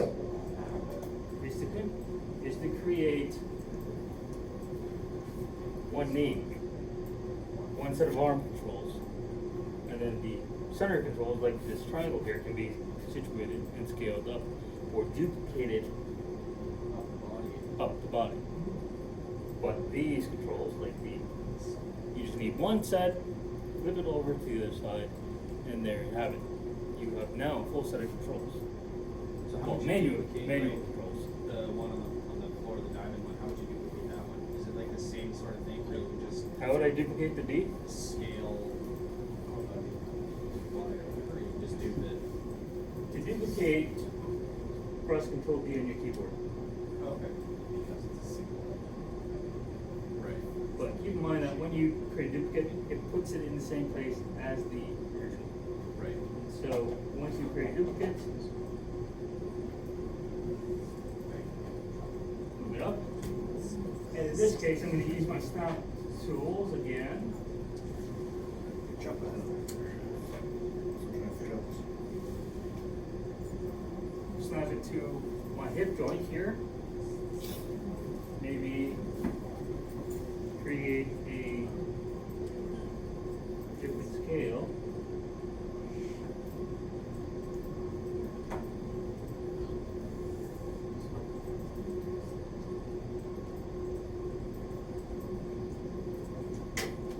And there you have it. Now I have a hip control, or main body control. But for the most part, simply using circles is the best control. Just using basic circles, manipulating those circles into the shapes that you want, or creating linear controls like the diamond shape that I create using the curve tool set to linear. Using your grid is another way. You can create different shapes, for example, using the basic grid pattern.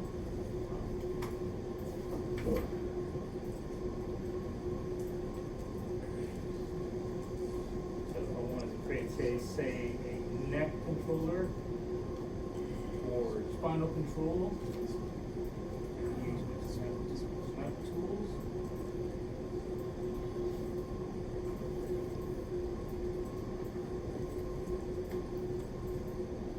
We create unique shapes like an arrow.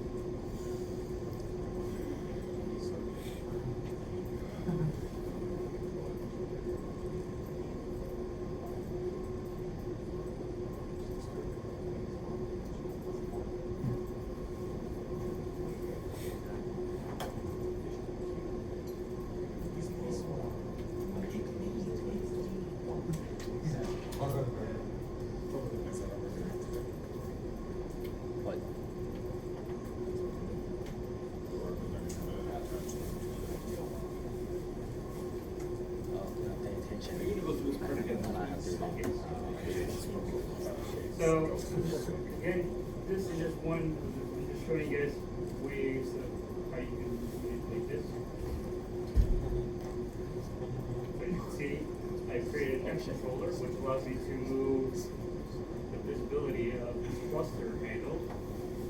Because, in all intents and purposes, the cluster handles aren't actually invisible objects. They're only visible in Maya. They don't exist outside of Maya. And so in order for us to see the cluster object, we need to have an actual controller board. Right.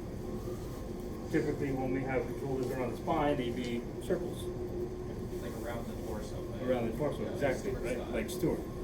But things like the neck, for example, we can have a custom created control, like a double arrow, where we know it only moves in one direction, back and forward. So, and in this, we can take this and we know it only moves in one Z. But before I do this, I want to make sure that this controller is frozen in place. And then I do a parent constraint. Move backwards.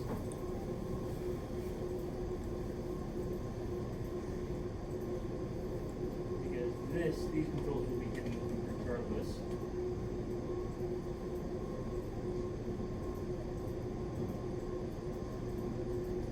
We know this only moves on Z. Doesn't rotate, doesn't scale.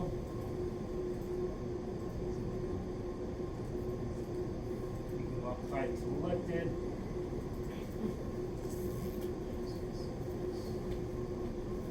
And you have one complete control. So by the end of it, you should have only control where the animator can only move it back and forwards.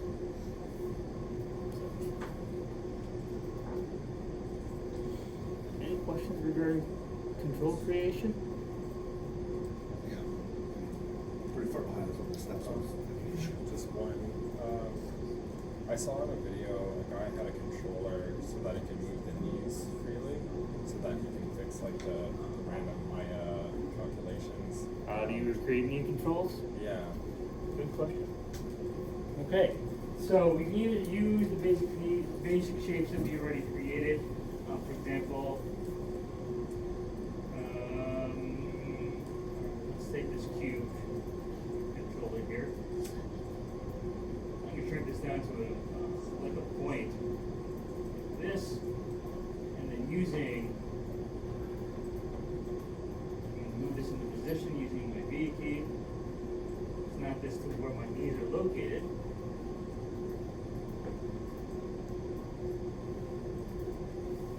Bring this out a little bit.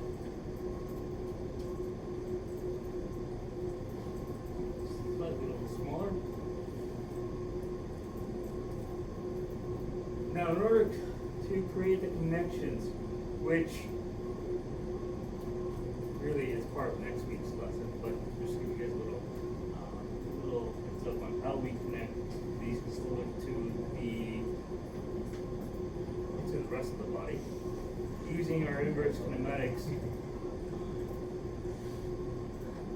and using one specific constraint, I'm going to take this controller, so CTL,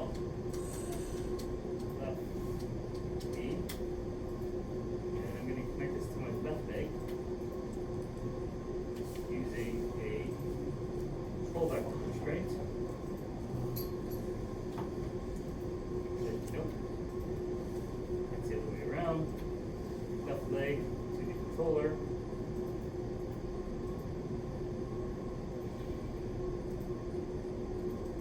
Working. That's because I have it locked. And one thing I'll do is increase the handle size so it's visible.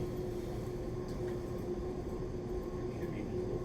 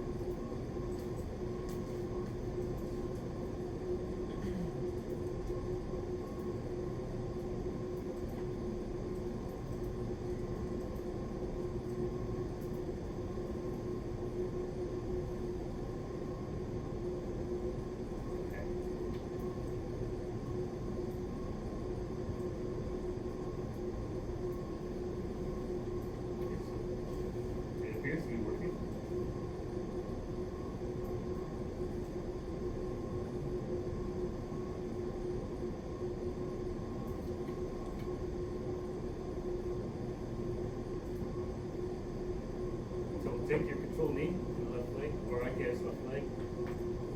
Very good. Let's get leg, knee, strength. Nope, that's not it. So I take control to the left leg, strength. There you go. This should last.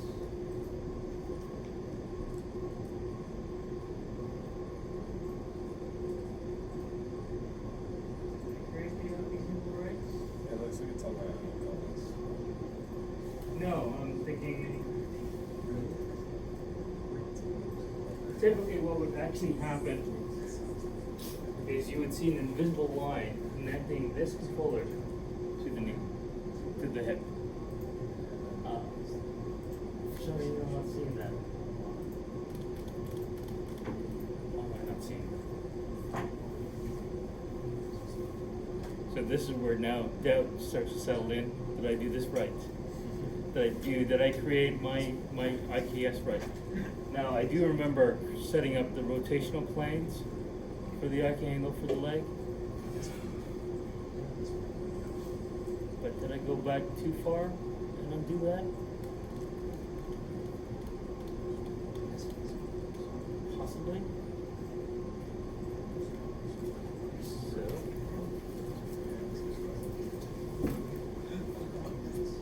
So how would I go first thing I would do is I would unbind my skeleton from the mesh.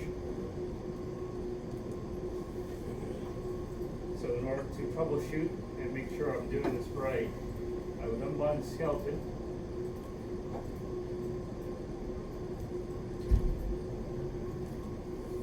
Since I started with my left leg, to delete the right leg, create a new up handle.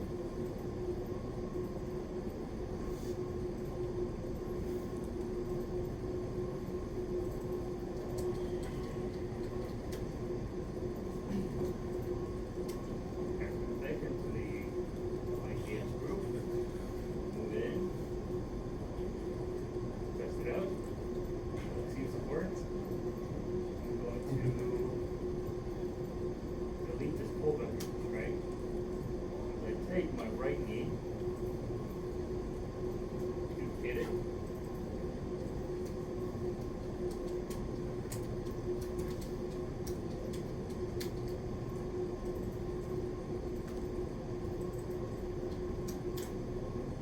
Flip it, flip it.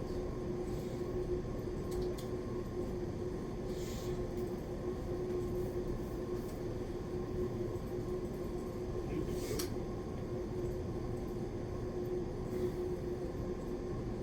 Now, one simple step in order for me to identify the knees, I'm going to color code it. So I'm going to turn on object display to allow me to see my drawing overrides. And which drawing override selected will enable the overrides. You change the color of my knee, right? It's going to be red. And my left knee is going to be blue. So that way these are visible. And then I'm going to take this knee, take my right leg. There it is. So it appears in creating my IK handle for my legs, I didn't set the rotational planes. I actually created single chains for my right leg. And this is what's not being shown to me when I was binding, when I did it the other way around, when I was binding the character for my right side. So, if you recall the steps, I unbound the mesh from the rig, the skeleton from the mesh, and I deleted the original IKs in order to troubleshoot that I do this right. This is obviously wrong. This, my right side was obviously wrong. And so, just gotta be aware. So you want that line going from the knee to the. This is the pull vector constraint. Right. The pull vector allows me to rotate, move this object while moving the knee. And so when I move this object, So if So you that's what should be happening. so if you bend your leg and then you move it, it'll move the knee.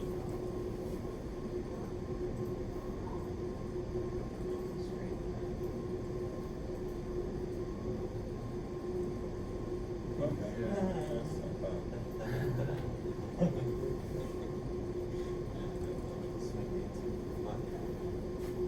Okay. Any questions?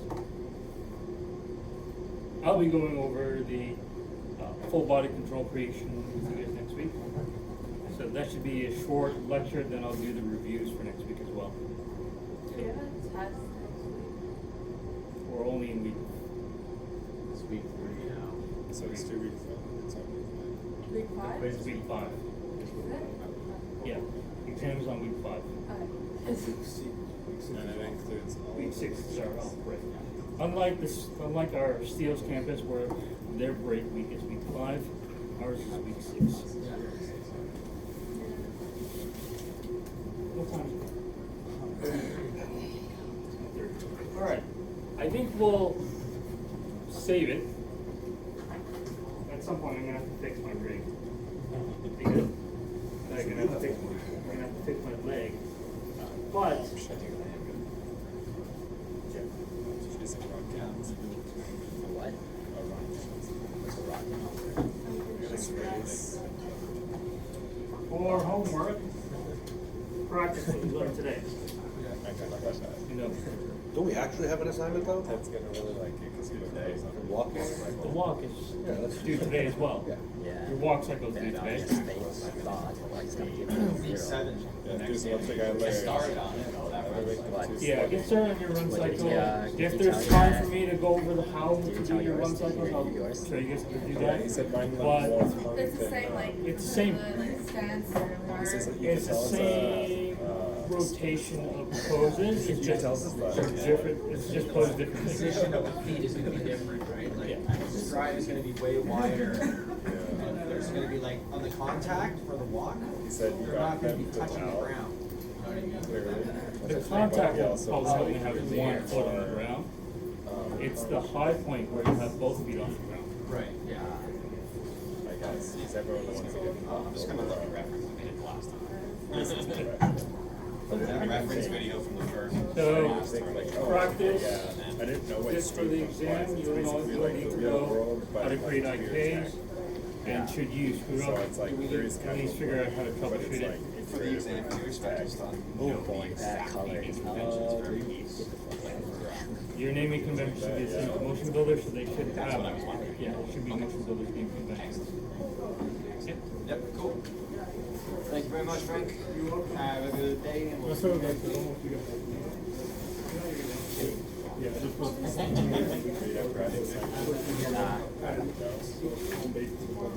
Rats sounds horrid. Do you want the fun assignment? Do the rats. Yeah.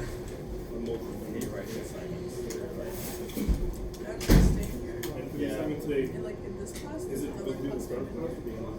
I don't know. Start class. Tuesdays. No, I don't think they do. No, probably just send it to you. Alright, alright. Alright, I see. I see how you. Yeah, go right through. Yeah, alright.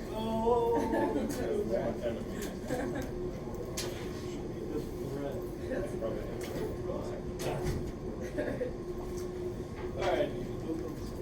I'll see you tomorrow. Actually, you can come tomorrow. No one. Oh, yeah, it's for sound class. We have to leave this. Yeah. Class coming in. No, not freestyle. No. I'll be the I have to go over to. I had to download quick time again. Because I had to wipe my computer. Oh, GG. That's not, you can't just swear and call it black. That's what most other rappers do. No. Am I wrong? Actually, yes. Let me ask Frank. Frank, isn't it just modern rap nowadays, just people swearing and talking? Replace, they replaced it, or they gave you a new one, or is it the same? Isn't that what it sounds like when you hear it on the radio or something? He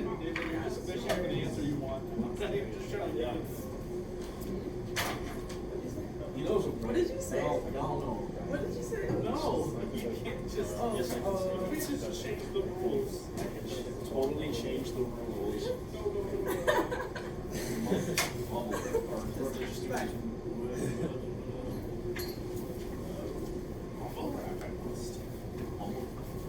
Broke my heart. Right to the Sexy lady. Listen to Juice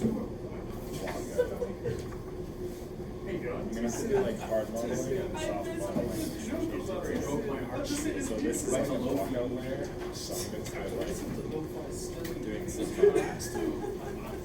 What'd you say? Listen to mumble rap while you seat slept. modeler. No, God, no. Like Tip beats put them in That gives me the color retarded if I do. That's gonna be like. That's how you sound like you you know. What? You just got to no, you don't want that. Yo, Nina's listening to What? Juice WRLD, bro. No. I'm gonna have to hard model the surface. No, hard wait, actually spot. the opposite. Yo, Stop David. doing a little. Nina's listening Yeah, to Lil that's the Uzi. plan. I just want to like. Really? No, it's the opposite. There's Iron Maiden and this entire thing. Kind of, I was also just working on some other animations.